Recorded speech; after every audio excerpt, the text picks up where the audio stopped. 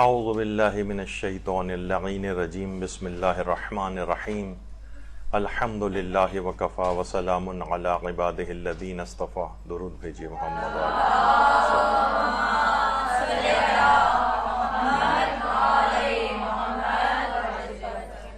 سب سے پہلے تو آپ کو ولادت باسعادت پیغمبر اکرم ختم مرتبہ صلی اللہ علیہ وآلہ وسلم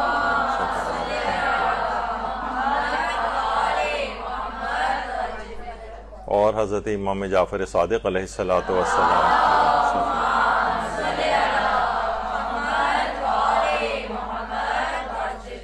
بہت بہت مبارک ہو. اور اس لحاظ سے بھی مبارکبادی کا ایک دوسرا عنوان یہ ہے کہ اتنے مبارک دن آپ لوگوں کی پہلی کلاس واقع ہو رہی اور یہ سفر علم اس شہر مدینۃ العلم اور امامت کے چھٹے تاجدار ان کے یوم ولادت کے روز جس سے پوری فقہ جعفری موسوم ہے اس دن واقع ہو رہا ہے. دیکھیے سب سے پہلی بات تو جو کہ آج ہمارا موضوع بنے گا اور بہت ابتدائی گفتگو ہے، بہت عمومی سی گفتگو رہے گی کہ آخر ہم یہ علم دین کیوں حاصل کر رہے ہیں، آپ لوگ کیوں یہاں پر آئیں. تو دیکھیے سب سے اہم بات یہ ہے کہ جو ہمارے پانچویں امام محمد باقر علیہ السلام نے بیان کی ہے. پانچویں امام فرماتے میں تمہارے جوانوں کو صرف دو حالتوں میں دیکھنا چاہتا ہوں، یا تو وہ عالم ہو یا پھر طالب علم ہو. اگر وہ ایسا نہیں کریں گے تو کوتاہی کے مرتکب ہوں گے.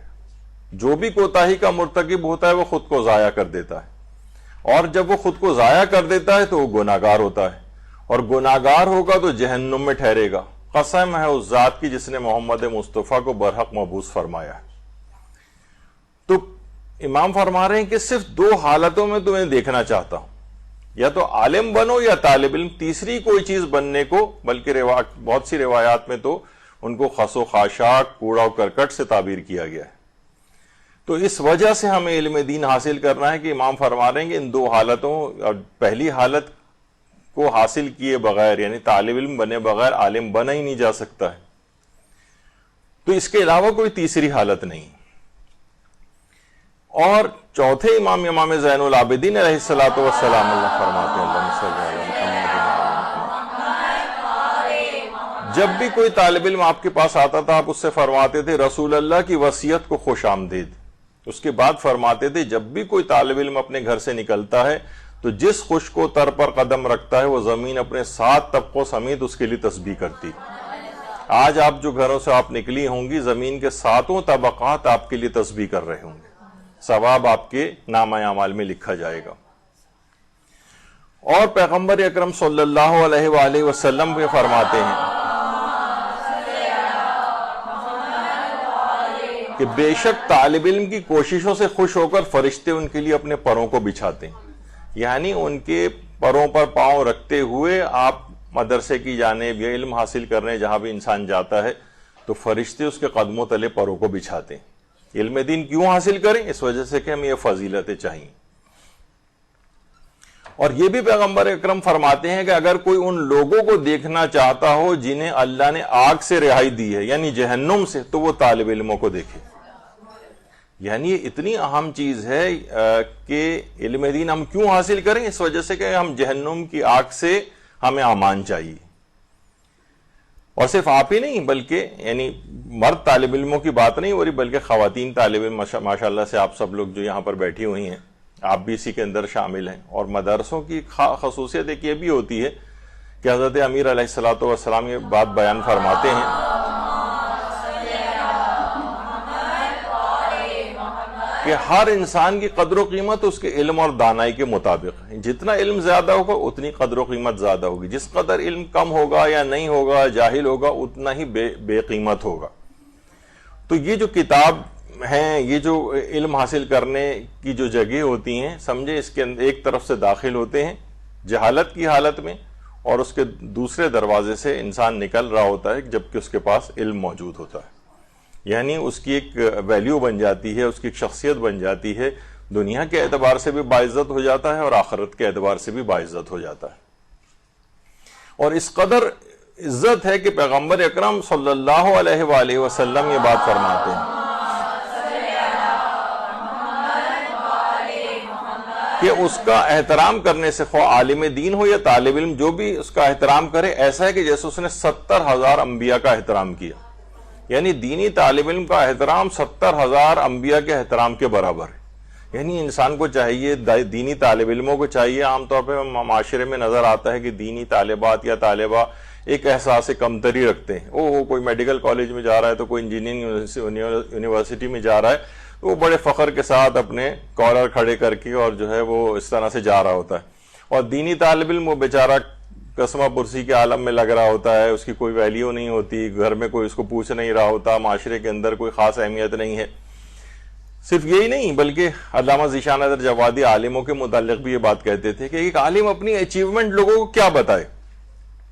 مثلا اگر وہ کہتا ہے کہ میں نے ایک مدرسہ کھولا ہے تو لوگ کہیں گے اچھا کوئی مدرسہ ہوگا جہاں الف زبر آ اور بے زبر با اور تے زبر تا سکھایا جاتا ہوگا. اب وہ اگر مدرسہ بتائے تو بھی اس کی کوئی ویلیو نہیں. وہ کہے میں نے اتنی کتابیں لکھی ہیں تو کتابیں پڑھنے کا لوگوں کو ویسے شوق نہیں ہے. وہ کہے گا کہ میں نے اتنی فقہ، اصول فقہ اور جناب یہ سب کچھ پڑھا ہوا ہے، لوگ علوم کو سمجھتے ہی نہیں. یعنی ایک عالم دین کے لیے واقعتاً وہ اپنی اچیومنٹ لوگوں کو کیا بتائے. تو وہ تو چلیں امام ابا قبا سے اپنی ایک ان کی وقت لوگوں کی نگاہ میں ابھی تک یہاں پر باقی ہے، لیکن ایک دینی طالب علم اور یا دینی طالبہ اس کی گھر میں بھی کوئی خاص ویلیو نہیں ہوتی اور وہ خود بھی احساس کمتری کا شکار ہوتی. میں اس تناظر کے عالم میں کہہ رہا ہوں کہ پیغمبر اکرم دیکھ رہے ہیں، فرما رہے ہیں کہ گویا اس کا احترام 70,000 انبیاء کے احترام کے برابر ہے. تو اس احساس کمتری کو اپنے اندر سے نکالنا ہوگا اور اپنے آپ کو پریزنٹ بھی ایسا کریں لوگوں کے سامنے معلومات کے اعتبار سے کہ لوگ آپ سے رجوع کریں اور اپنی نکھار پیدا کریں معلومات میں. اور یہاں تک ہے روایت میں کہ پیغمبر اکرم یہ بات بھی ارشاد فرماتے ہیں کہ جو شخص علم کا ایک باب سیکھے تاکہ رضا الہی کی خاطر اسے دوسرے لوگوں کو سکھائے تو خدا اسے 70 انبیاء کا درجہ کا اجر عنایت فرماتا ہے. یعنی علم کا کوئی ایک باب سیکھے. اس سے پہلے بھی ہم یہاں پر جو گفتگو ہوتی ہے، شاید پرانی طالبات بھی اس میں کچھ بیٹھی ہوں، کہ کوئی نہ کوئی ایک انسان اپنی مہارت والی چیز ضرور کوئی ایک اسپیشیلٹی بنائے.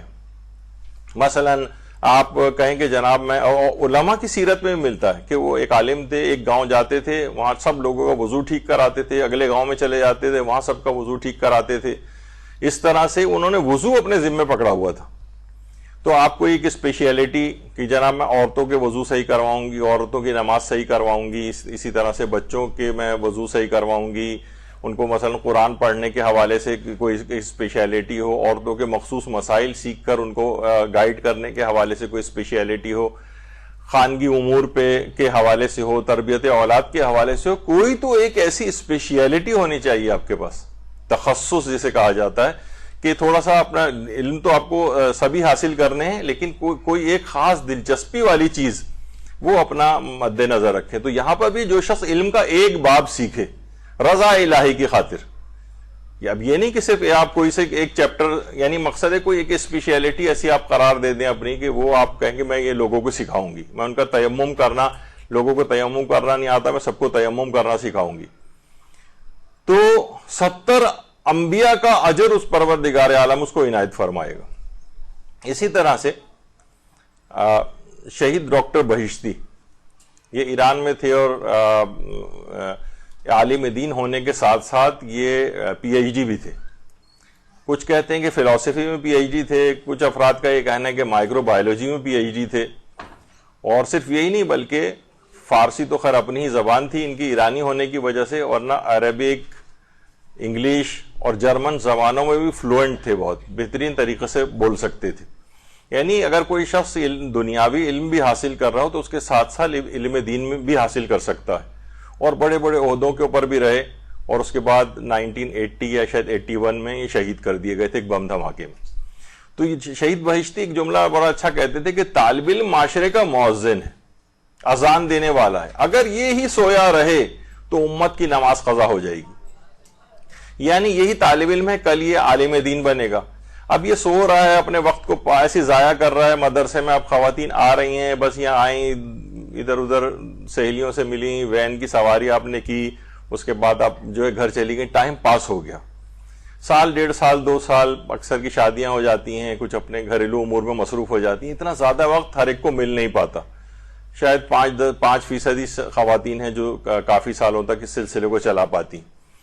تو فرماتے ہیں کہ معاشرے میں اس کی حیثیت ایک مؤذن کی سی ہے.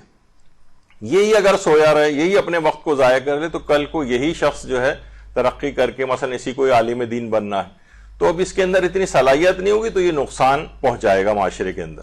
امت کی نماز قضا ہونے کے معنی معاشرے کو نقصان پہنچانے والے افراد میں سے اس کا شمار ہو جائے گا, کیونکہ بہت ہی کم اور ناقص معلومات ہوگی, اپنے وقت کو تو ضائع کر دیا اس نے. بہت سے ایسے بھی ہیں کہ جو حوزہ ہے علمیہ میں جاتے ہیں اور وہاں پہ بھی اچھی طریقے سے علم کو حاصل نہیں کرتے, اس کے بعد ظاہر ہے نجفیہ قومی لگا کے بعض افراد واپس آ جاتے ہیں جبکہ اتنی صلاحیت نہیں ہوتی. جب بھی آیت اللہ حافظ شیخ بشیر نجفی کہتے تھے کہ نجف میں کچھ افراد پڑھنے کے لیے آتے ہیں اور کچھ افراد مرنے کے لیے آتے ہیں.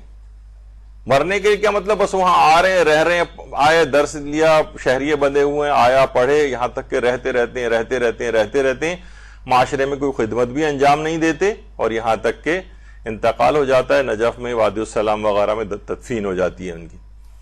تو فقط رہنا نہیں ہے, پڑھنا ہے, اور معاشرے میں کوئی خدمت جا کر کرنی.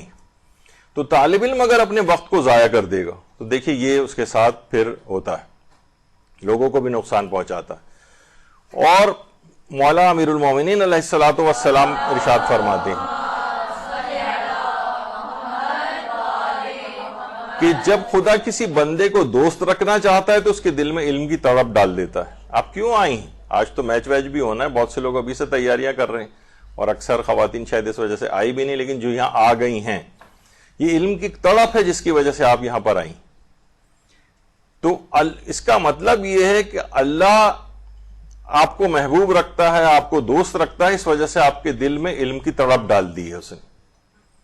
تو یہ بہت اہم ہے, اپنی اہمیت کو سمجھنا چاہیے, اپنی امپورٹنس کو سمجھنا چاہیے. اور اس قدر اہمیت کا حامل ہو جاتا ہے کہ کچھ دن بعد جب اس قدر علم انسان کو حاصل ہو جاتا ہے کہ اسے عالم کہا جائے, تو پیغمبر فرماتے ہیں کہ ان کے چہرے کی طرف نظر کرنا بھی عبادت ہو جاتا ہے. عبادت فقط دیکھنا, آپ نے دیکھا کہ بڑے لیول کے اوپر اور امیر المومنین کے چہرے کو دیکھنا عبادت ہے, اور بہت سارے خیر والدین کے چہرے کو بھی دیکھنا عبادت ہے. تو اس طرح سے علماء کے چہرے کو بھی دیکھنا عبادت قرار پاتا ہے. ایک گناہ کسی بہت چھوٹے درجے میں بہرحال ایک مماثلت یہ حاصل ہو جاتی ہے عالم کو بھی کہ اس کے چہرے کی طرف دیکھنا بھی عبادت بن جاتا ہے. اور ان کو کہا ہے پیغمبر اکرم نے یہ میری امت کے افضل ترین افراد ہیں, افضل ترین. تو یہ صرف یہ نہیں کہ ہم ظاہر تصاویر انہی کی آ رہی ہیں تو امام ابا قبا والا کوئی مرد ہی ایسا ہو. خواتین کے اعتبار سے تو دیکھیے میں یعنی میری پرسنل فیلنگ یہ ہے کہ مردوں کے اندر تو پھر بھی بڑی شخصیات ہیں اور کافی نام اس سلسلے میں آتے ہیں. خواتین کا میدان تو پورا خالی پڑا ہے, پورا خالی ہے. شاذ و نادر خواتین معاشرے کے اندر آپ کو نظر آئیں گی کہ جو کہ کچھ جنہوں نے کام کیا ہے اور تھوڑا بہت اوپر آئی ہیں, ورنہ پوری کی پوری فیلڈ خالی پڑی. میں ذاکرات کی بات نہیں کر رہا جو جنہوں نے 15-20 مجلسیں پڑھی ہیں اور ہر سال انہیں کو بار بار دہرا دیتی ہیں, وہ تو رٹو توتے کی بہرحال ایک وہ بھی ایک خدمت ہے اپنے طور پر, لیکن ایک رٹ کر صرف ایک اس میں کوئی علمیت والی بات معاشرے کے لحاظ سے اس لحاظ سے آپ کارآمد نہیں. بس ایک مجلس کی ایک فارمیلٹی ہوتی ہے, وہ آپ پورا کر سکتی ہیں. آپ گئیں بیٹھی تقریر کی, نیچے اتر کے آ گئیں. اگلے اچھا جو اس فیلڈ میں نہیں ہوتی علم دین کی تبلیغ والی فیلڈ میں, تو بس وہ وہی پرانی مجلسوں کو ریپیٹ کر کر کے بار بار پڑھتی رہتی. تو افضل ترین آدمی یا خاتون وہی بنے گی معاشرے کی کہ جو کہ علم بھی اپنا مسلسل بڑھاتی جائے گی. جب بھی پیغمبر فرماتے ہیں میری امت کے افضل ترین افراد ہیں, ہم کہتے ہیں اوہ جناب یہ چارٹرڈ اکاؤنٹنٹ بڑا افضل ہے, یہ بزنس مین بڑا افضل نظر آ رہا ہوتا ہے. یہ معاشرے کے اندر ایک بڑی ریسپیکٹفل, لیکن پیغمبر کی نظر میں جو باعزت اور بافضیلت کون ہے کہ جو کہ علم دین رکھتے. اچھا پھر خالی یہ نہیں ہوگا, پھر آپ جو بھی گفتگو کریں گے عام طور پہ ظاہر ہے کیا ہے, آپ گفتگو علمی گفتگو ہوگی تو آپ کی گفتگو تسبیح الہی کا درجہ حاصل کر لے گی. پیغمبر فرماتے ہیں علمی گفتگو تسبیح الہی, یعنی اب آپ بیٹھ کے تفسیر کے متعلق بات کر رہی ہیں, فقہی مسائل کے متعلق بات کر رہی ہیں, عورتوں میں کوئی چیز بیان کر رہی ہیں, لوگ آپ سے پوچھ رہے ہیں, اب گویا بس یہ تسبیح الہی کے اندر زندگی گزر رہی ہے آپ کی. اور یہاں تک روایت میں بات کہی گئی ہے کہ علمی مذاکرہ درس ہوا کرتا ہے، اور درس بہترین نماز ہے. یہ ہمارے پانچویں امام محمد باقر علیہ الصلوۃ والسلام کا جملہ ہے. علمی مذاکرہ درس ہے اور درس بہترین نماز ہے. یعنی یہ جو آپ باہمی مذاکرے کریں گی، آپس میں گروپ ڈسکشنز آپ کے ہوں گے، علمی مذاکرہ جنہیں کہا جائے، تو یہ گویا ایک درس جیسا ہو رہا ہے، اور یہ گویا آپ اس وقت بہترین نماز کی حالت میں. یعنی ابھی عام گفتگو جو آپ کر رہی ہیں جس کے اندر یہ علمی گفتگو، وہ تسبیح الہی، درس وغیرہ کے اندر شرکت ہو رہی ہے، یا مذاکرہ یا ڈسکشن ہو رہا ہے، یہ گویا بہترین نماز پڑھ رہی ہیں، یعنی بہترین عبادت کے اندر زندگی گزر رہی. علم دین کیوں حاصل کریں؟ یعنی ہمارا ہر قدم جو ہے وہ تسبیح الہی بن جائے، ہر قدم ہمارا گویا نماز کی طرح سے عبادت الہی بن جائے. یوں ہم اس وجہ سے علم دین حاصل کرنا ضروری. تو علم سیکھنا بھی اسی طرح سے عبادت ہے. یہ جو علم ہے آپ دیکھ رہی ہیں کہ یعنی اس کے اندر سمبولک طریقے سے بات سمجھائی گئی ہے کہ اس میں انسان کے دماغ میں جو کتابیں یا جو علم ہوتا ہے وہ ایسے ہی جیسے یعنی وہ ایک عبادت الہی کو انجام دے رہا ہے. تو اور عالم جو ہے وہ ہر وقت علم کا پیاسا اور بھوکا رہتا ہے.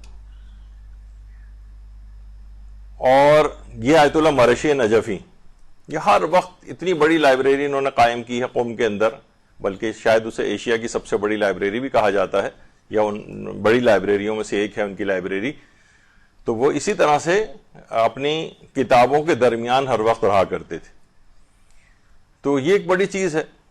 اور یہاں تک امیر المومنین علیہ الصلوۃ والسلام نے جملہ ارشاد فرمایا ہے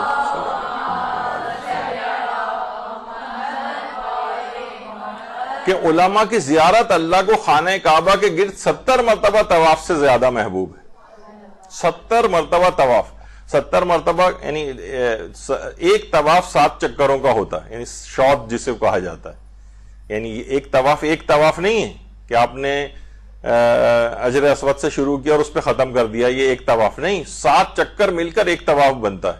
اور اس طرح سے 70 طواف، پھر ایک طواف کا صرف اگر آپ حساب لگائیں ثواب کو اور روایات دیکھیں تو آپ کو کتنا زیادہ ثواب اس کا ملتا ہے. تو صرف علماء کے زیارت اللہ کو خانہ کعبہ کے گرد 70 مرتبہ طواف سے زیادہ محبوب ہے. یعنی ایک دفعہ انسان صاحب علم بن جائے. علم دین ہم کیوں حاصل کریں؟ اس وجہ سے کہ ہم اتنا عظیم ثواب حاصل کرنا چاہتے ہیں کہ ان کی زیارت 70 طواف سے زیادہ محبوب ہو جائے. تو یہ سب چیزیں دیکھیے اس طرح سے. اور صرف یہیں تک نہیں، یہاں تک کہ علم آپ کو جنت تک لے جائے گا. پیغمبر فرماتے ہیں کوئی عالم علم سے سیر نہیں ہوتا یہاں تک کہ وہ اپنے انجام یعنی جنت تک پہنچ جاتا ہے. یہ علم اس کو بالآخر جنت تک لے جاتا ہے. اس وجہ سے اس علم کو حاصل کرنا ہے. دیکھیے کتنے معاشرے کے اندر افراد ایسے ہیں، جیسے کہ حضرت امیر المومنین علیہ الصلوۃ والسلام نے فرمایا اللہم صلی علی محمد کہ مال جمع کرنے والے لوگ جیتے جی مر چکے ہیں، اور اہل علم کے نام جب تک دنیا قائم ہے باقی رہیں گے. گو کہ ان کے بدن آنکھوں کے سامنے موجود نہیں ہے مگر ان کے علوم دلوں کے اندر محفوظ ہیں. آج دیکھیں علامہ مجلسی کا نام، شیخ صدوق کا نام، شیخ مفید کا نام، شیخ طوسی کا نام، علامہ ہلی کا نام، اور کتنے ایسے افراد ہیں، کتنے لوگ یعنی آج تک ان کو یاد کیا جاتا ہے، ان کی باتیں. کتنے افراد ایسے ہیں جو ابھی بھی کھرب پتی ہوں گے لیکن آپ کو پتہ بھی نہیں.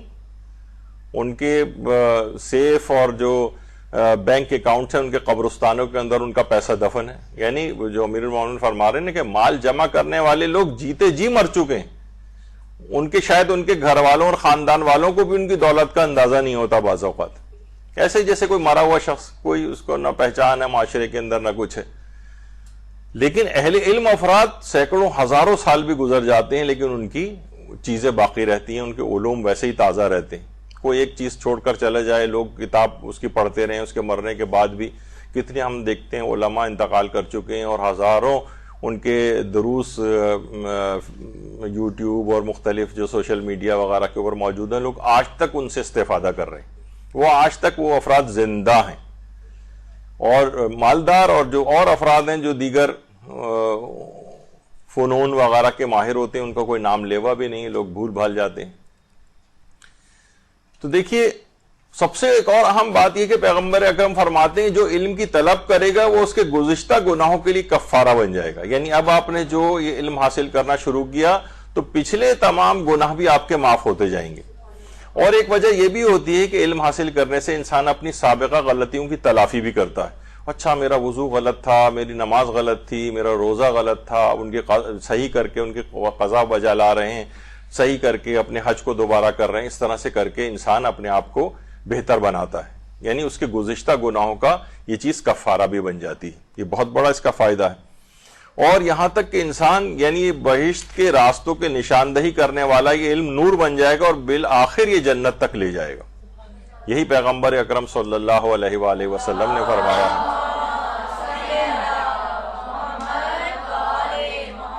کہ علم بہشت کے راستوں کی نشاندہی کرنے والا نور ہے.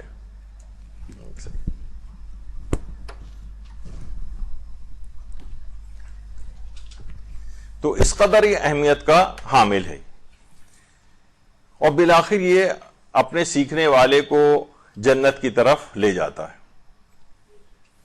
اچھا اب دیکھیے یہ جو قلم آپ کے ہاتھوں میں, اس کے لیے بھی حضرت امیر المومنین علیہ السلام فرماتے ہیں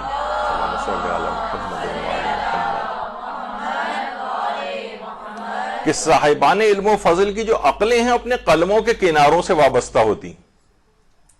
یعنی گویا یہ جب لکھ رہے ہوتے ہیں یہ ان کی عقل کا اظہار, اس کے جو فیض ہے وہ ان قلموں سے جاری ہوتا ہے, ان کے پین جو ان کے ہاتھوں میں ہوتے. اور جب بھی ہمارے چھٹے امام کے بھی یہ جملے ہیں کہ قیامت کے دن خداوند عالم لوگوں کو ایک سرزمین پر اکٹھا کرے گا اور ترازو لگائے جائیں گے, پس شہداء کے خون اور علماء کے قلم کی سیاہی کا آپس میں موازنہ کیا جائے گا تو علماء کے قلم کی سیاہی شہداء کے خون پر بھاری اور برتر ہوگی. کس قدر اہمیت ہے اس بات کی. اور یہ قلم یعنی بہت معافی کے ساتھ آج کل جو صورتحال ہو گئی ہے, جو علمی صورتحال لوگوں کی ہو گئی, اس کے متعلق یہ بات کہی جاتی ہے کہ اب قلم صرف شلوار میں ازاربند ڈالنے کے کام آنے لگا ہے. بہت معذرت کے ساتھ یہ غیر پارلیمانی قسم کی زبان استعمال کرنی پڑ رہی ہے. بلکہ ایک صاحب تو کہہ رہے تھے کہ قلم کا تلوار سے موازنہ کر رہے تھے, کہتے قلم تلوار سے بہتر ہے اس وجہ سے کہ قلم کے ذریعے بہرحال انسان شلوار میں ازاربند ڈال سکتا ہے, تلوار سے نہیں ڈال سکتا. اب بتائیے کہ اس قسم کے افراد جو ہیں یہ باتیں جو ہیں قلم کے لحاظ سے اس طرح کی باتیں کی جانے لگی. اور ملک کی اگر ویسے اپنے ملک کے لحاظ سے بات کریں تو واقعاً یہ کہ پڑھے لکھے افراد کی کوئی وقت نہیں ہے. جن کے پاس واقعی اصلاً ڈگری ہے, پتہ چلا وہ ٹیکسیاں چلاتے پھر رہے ہیں. جعلی ڈگری والے افراد ہیں, پتہ چلا وہ جہاز اڑا رہے ہیں, پائلٹس کے متعلق آیا کہ ان کے پاس کوالیفیکیشن ہی نہیں. اور جن کے پاس کوئی بھی ڈگری نہیں ہے وہ اسمبلی کے اندر آ گئے اور ملک چلا رہے ہیں, قانون سازیاں کر رہے ہیں. یہ ملک کی ایک اوور آل علمی صورتحال کا اس سے اچھا تجزیہ کوئی نہیں ہو سکتا کہ جو پڑھے لکھے افراد ہیں وہ ذلیل و خوار پھر رہے ہیں اور جو کہ جاہل ہیں وہ ان کے ساتھ یعنی وہ مراعات اٹھا رہے ہیں. ایک بڑی عجیب و غریب بات ہے. اور علامہ حسین بخش جاڑا صاحب جن کی تفسیر انوار النجف فی الاسرار المصحف بھی ہے موجود, اردو میں ہے, تو وہ اپنی کتاب کے اندر ایک بات بڑی اچھی انہوں نے کی ہے کہ آج کل جاہل افراد جو ہے نا, یعنی ایسا زمانہ آ گیا ہے کہ جاہل افراد عالموں کے اوپر اعتراض کر رہے ہیں. آپ سوشل میڈیا اٹھا لیں, کوئی بھی عالم تقریر کر رہا ہوتا ہے, نیچے جوہال پتہ نہیں کیا کیا برا بھلا اس کو لکھ رہے ہوتے ہیں, بلکہ عالموں کو پڑھانے کی کوشش کر رہے ہیں. یعنی کچھ معلومات نہ رکھنے والے جو ہیں وہ بالکل معاشرے کے اندر ایک الٹا سلسلہ ہو گیا. ابھی کچھ ہی دن پہلے پتہ نہیں کوئی ایک وائرل ہوا تھا کلپ, وہ میرے پاس بھی آیا تھا کہ ایک صاحب جو ہے ایک عالم کو فون کر کے کہہ رہے ہیں کہ آپ نے فلاں انہوں نے خطبہ شعبانیہ کا کوئی تقریر کے اندر حوالہ دیا تھا, اور وہ اس قدر ناراض ہوئے تھے وہ صاحب کہ کیوں آپ نے اس قسم کا جملہ کہا ہے, یہ تو مولا نے کہا ہی نہیں ہے, جبکہ انہوں نے واقعی مولا کے جملے جو ہے کوٹ کیے تھے. اور ان کو اس قدر برا بھلا کہا تھا کہ آپ کے میں امامے کو پھاڑ کے پھینک دوں گا اور ممبر پہ نہیں جانے دوں گا اور کیا کیا اس قسم کی باتیں. تو یہ بہت ہی خطرناک ایک ٹرینڈ معاشرے کے اندر اس وقت ہو گیا ہے. بہرحال یہ اس کو اپنے طور پر ٹھیک کرنے کی ضرورت ہے. اچھا, علم دین کس قدر حاصل کرنا ہے اور کتنا حاصل کرنا ہے؟ تو آیت اللہ بہجت یہ فرماتے ہیں کہ ہر شخص پر اتنی مقدار میں دینی علم حاصل کرنا واجب ہے کہ وہ ضرورت پڑنے پر فتاوی کی کتابوں کی طرف رجوع کر کے اپنا مسئلہ حل کر سکے. کم سے کم اتنا تو آپ کو کرنا چاہیے. اور فرماتے ہیں اس کے لیے روزانہ کم سے کم دن اور رات میں 1 گھنٹہ کم سے کم اس پر لگانا چاہیے. یعنی آپ کو کیسے پتا چلے گا کہ آپ کا فریضہ کیا ہے؟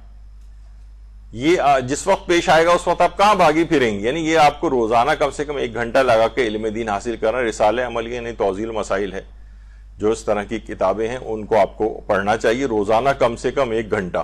ہاں ظاہر ہے کہ جو اجتہاد کی طرف جانا چاہتے ہیں اور بڑے علمی مقام کو حاصل کرنا چاہتے ہیں، پھر آغا بہجت نے فرمایا کہ وہ ظاہر ہے کہ وقت کا دن کا زیادہ حصہ ان علوم کو حاصل کرنے پہ ان کو لگانا پڑے گا. لیکن عام افراد کے پاس کم سے کم اتنا علم ہونا چاہیے کہ وہ اپنے شرعی فریضے کو صحیح طور پہ ادا کر سکیں.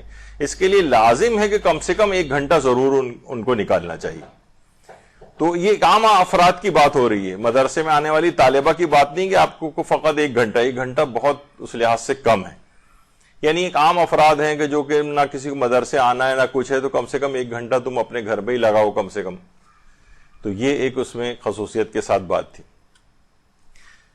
اور دیکھیے امیر المومنین علیہ الصلوۃ والسلام یہ جملہ بھی ارشاد فرماتے ہیں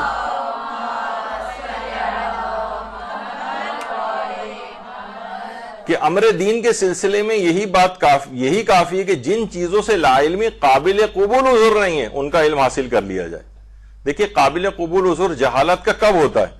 مثلا آپ گاڑی لے کے بازار نکل جائیں اور ٹریفک سگنل کو توڑتے ہوئے جائیں، کیا آپ کا عذر قبول کیا جائے گا کہ مجھے پتہ ہی نہیں تھا کہ ریڈ لائٹ کے اوپر رکنا ہوتا ہے؟ آپ معاشرے کے اندر کہیں پر بھی آپ جائیں، آپ کہیں مجھے تو یہ بات پتہ ہی نہیں تھی کہ فلاں قانون بھی ہے. نہیں، آپ کا عذر کہیں پہ بھی قابل قبول نہیں ہوگا. بھائی آپ کو پتہ آپ اس ملک کے شہری ہیں، آپ کو یہاں کے قوانین کا علم ہونا چاہیے تھا. آپ بغیر پاسپورٹ بنائے ایئرپورٹ پہ جائیں اور ضد کریں کہ میں ویسے ہی جاؤں گی جہاز میں بیٹھ کے، ٹکٹ تو میں نے لے لیا نہیں لیکن پاسپورٹ ہے ہی نہیں آپ کے پاس. تو لا علمی قابل قبول عذر نہیں ہے. شریعت کے اندر البتہ صرف یہ کہ جاہل قاصر کہا جاتا ہے کہ جو بیچارہ اپنی جہالت کو دور کر ہی نہیں سکتا، اس کی چیزوں میں بہت سی باتوں میں اگنور کر دیا جاتا ہے. لیکن جاہل مقصر تمام سہولیات موجود ہیں. اور واقعتاً اب ہم دیکھتے ہیں کہ کوئی عذر باقی نہیں رہا ہے جہالت کا. ابھی آگے چل کر ہم تھوڑا سا ذکر کریں گے. ہر چیز تو آپ کے ہاتھ میں آ گئی ہے. یہ جو آپ کا موبائل فون وغیرہ ہے، دنیا کی ہر چیز، ہر مرجع سے آپ رابطہ کر سکتے ہیں. ان کی ویب سائٹس موجود ہیں، سوال کر سکتے ہیں، عالموں سے سوال کر سکتے ہیں، واٹس ایپ موجود ہیں، کتابیں موجود ہیں، ہر موضوع پر درس موجود ہے، ہر فقہی حکم اس کے اندر موجود ہے. صرف جسٹ یعنی فنگر کلک جو ہے دور ہے آپ سے. تو اب تو کوئی لا علمی، کوئی قابل قبول عذر ہی نہیں ہے. اب کوئی عذر باقی نہیں رہا ہے ہمارے آپ کے پاس. کوئی کہے کہ پروردگار مجھے تو یہ بات پتہ ہی نہیں تھی، یہ آپ کے ہاتھ میں ہو گیا تھا موبائل فون. آج کل کے دور والوں کے پاس تو واقعتاً یہ بہت اس بات کی بڑی اہمیت ہے کہ ان کی کوئی لا علمی کا عذر قابل قبول نہیں ہوگا. تو واجبات کا علم کم سے کم حاصل کرنا ہے. یہی بات ہے ہمارے 7ویں امام موسیٰ کاظم علیہ الصلوۃ والسلام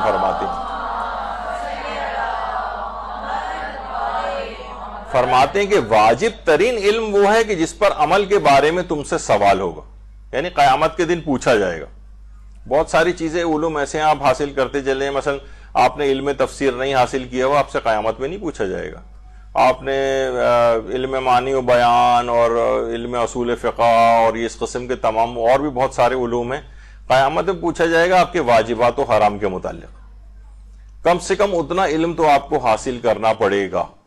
مدرسے آنے کے بعد سب سے بڑی اہمیت اس بات کی ہوگی کہ آپ ان علوم کو جلد سے جلد حاصل کر لیں جس سے قیامت کے دن آپ سے سوال کیا جائے گا.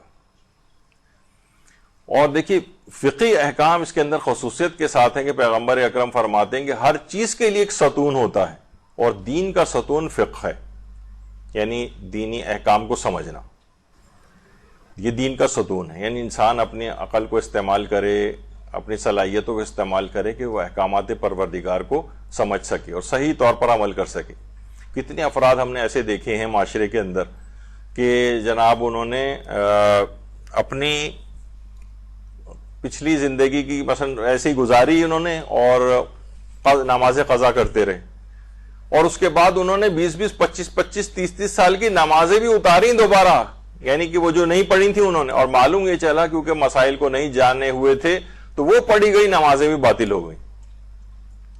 تو یہ کیا ہے کہ یہ بہت اہمیت اس بات کی ہے کہ انسان پہلے اپنے دینی احکام کو اچھی طریقے سے سیکھ لے. عام طور پہ افراد فقہی احکام کے متعلق بہت ہی اس طرح کا رویہ، بہت ہی حقارت آمیز سا، ہاں بڑے آپ نے عربی عبارتیں بڑی رٹ لی ہیں، لوگ کہتے ہیں وہاں کتنی بڑی مثلا عالمہ ہے، زبردست قسم کی اس کی قرات ہے، جو کہ اپنی جگہ اہمیت کی حامل ہیں ساری چیزیں. لیکن دینی احکام کے متعلق اگر آپ فقہی احکام کے اچھا وسیع نماز روزہ وضو حیض نفاس کے احکام سے یہ لوگ بڑے حقارت آمیز انداز سے علماء کا بھی اس لحاظ سے تذکرہ کرتے ہیں، بڑے بڑے فقہاء بیٹھے یہی ڈسکس کرتے رہتے ہیں.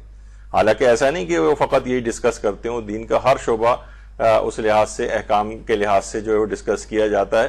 لیکن بہرحال یہ دین کا ستون ہے، اس میں آپ کو پرائیورٹی کے اوپر چاہے آپ کا دل چاہے یا نہ چاہے، اس کے بعد پھر آپ اپنی اسپیشلٹی جس میں آپ کو تخصص حاصل کرنا چاہے وہاں جانا چاہیے آپ کو. لیکن یہ کہ کم سے کم فقہی احکام کو آپ کو اچھی طریقے سے سیکھ لینا چاہیے. اور آیت اللہ بہجت یہ فرماتے تھے یہ بات کہ جو بھی بلا و مصیبت ہم پر نازل ہوتی ہے وہ اہل بیت اور ان سے منقول روایات و احادیث سے دوری کے سبب سے نازل ہوتی. ہم بہت دور ہو گئے ہیں ان کے احکامات سے، ہم بہت دور ہو گئے انہوں نے جو اخلاقیات سکھائی. اگر آپ اٹھا کر دیکھیں احادیث کی کتابیں، اخلاقیات کی کتابیں، حدیثیں پڑھتے جائیں اور اس کے بعد اپنا موازنہ اس سے کرتے جائیں، آپ کہیں گے اس پہ تو کہیں معاشرے میں عمل نظر ہی نہیں آتا ہے. اور پھر جناب ہر گھرانہ ہر شخص بیٹھا رو رہا ہے کہ میرے ساتھ یہ مصیبت نازل ہو گئی، میرا گھر ایسا خراب ہو گیا، گھر کے والے افراد لڑائی جھگڑے یہ سب کچھ. تو یہ بلاؤں مصیبتیں ہم پر نازل اسی وجہ سے ہو رہی ہیں کہ اہل بیت کی سے منقول روایت و احادیث سے ہم لوگ دور ہو گئے. آیت اللہ بہجت فرماتے تھے. یعنی واقعتاً جیسے ایک دفعہ کہیں میں نے سنا تھا کہ ایک عالم نے بیان کیا تھا کہ ایک صاحب اس طرح سے قرآن پڑھتے تھے، قرآن کا صرف ایک صفحہ روز پڑھتے تھے اور دیکھتے تھے اس صفحے کے اندر کیا پیغام ہے اور اس کو نوٹ کر لیتے تھے، اور اگلا صفحہ کہتے تھے جب تک میں آگے نہیں پڑھوں گا جب تک اس پہ عمل نہ کر لوں. اس کے بعد اگلے صفحے پہ چلے جاتے تھے، اگلا صفحہ ترجمے کے ساتھ پڑھتے، دیکھتے تھے کیا کیا پیغامات ہیں وہ نوٹ کر لیتے تھے. اس طرح سے ایک ایک آیت پر اس طرح سے عمل کرتے ہوئے، یعنی کہ قرآن پر عمل بھی تو روایات بھی احادیث اس طرح سے آپ پڑھیں. ابھی آپ جب احادیث کی کتابیں پڑھیں گی، اخلاقیات کی کتابیں آپ پڑھیں گی تو آپ دیکھیں کہ میں اس پر کس قدر عامل ہوں. تو یہ ان سے ہم بہت دور ہو گئے ان تمام چیزوں سے. اچھا، حلال و حرام سے متعلق جو موجود احادیث ہیں یہ بھی ہمارے چھٹے امام ارشاد فرماتے ہیں، اللہم صلی علی محمد و علی محمد،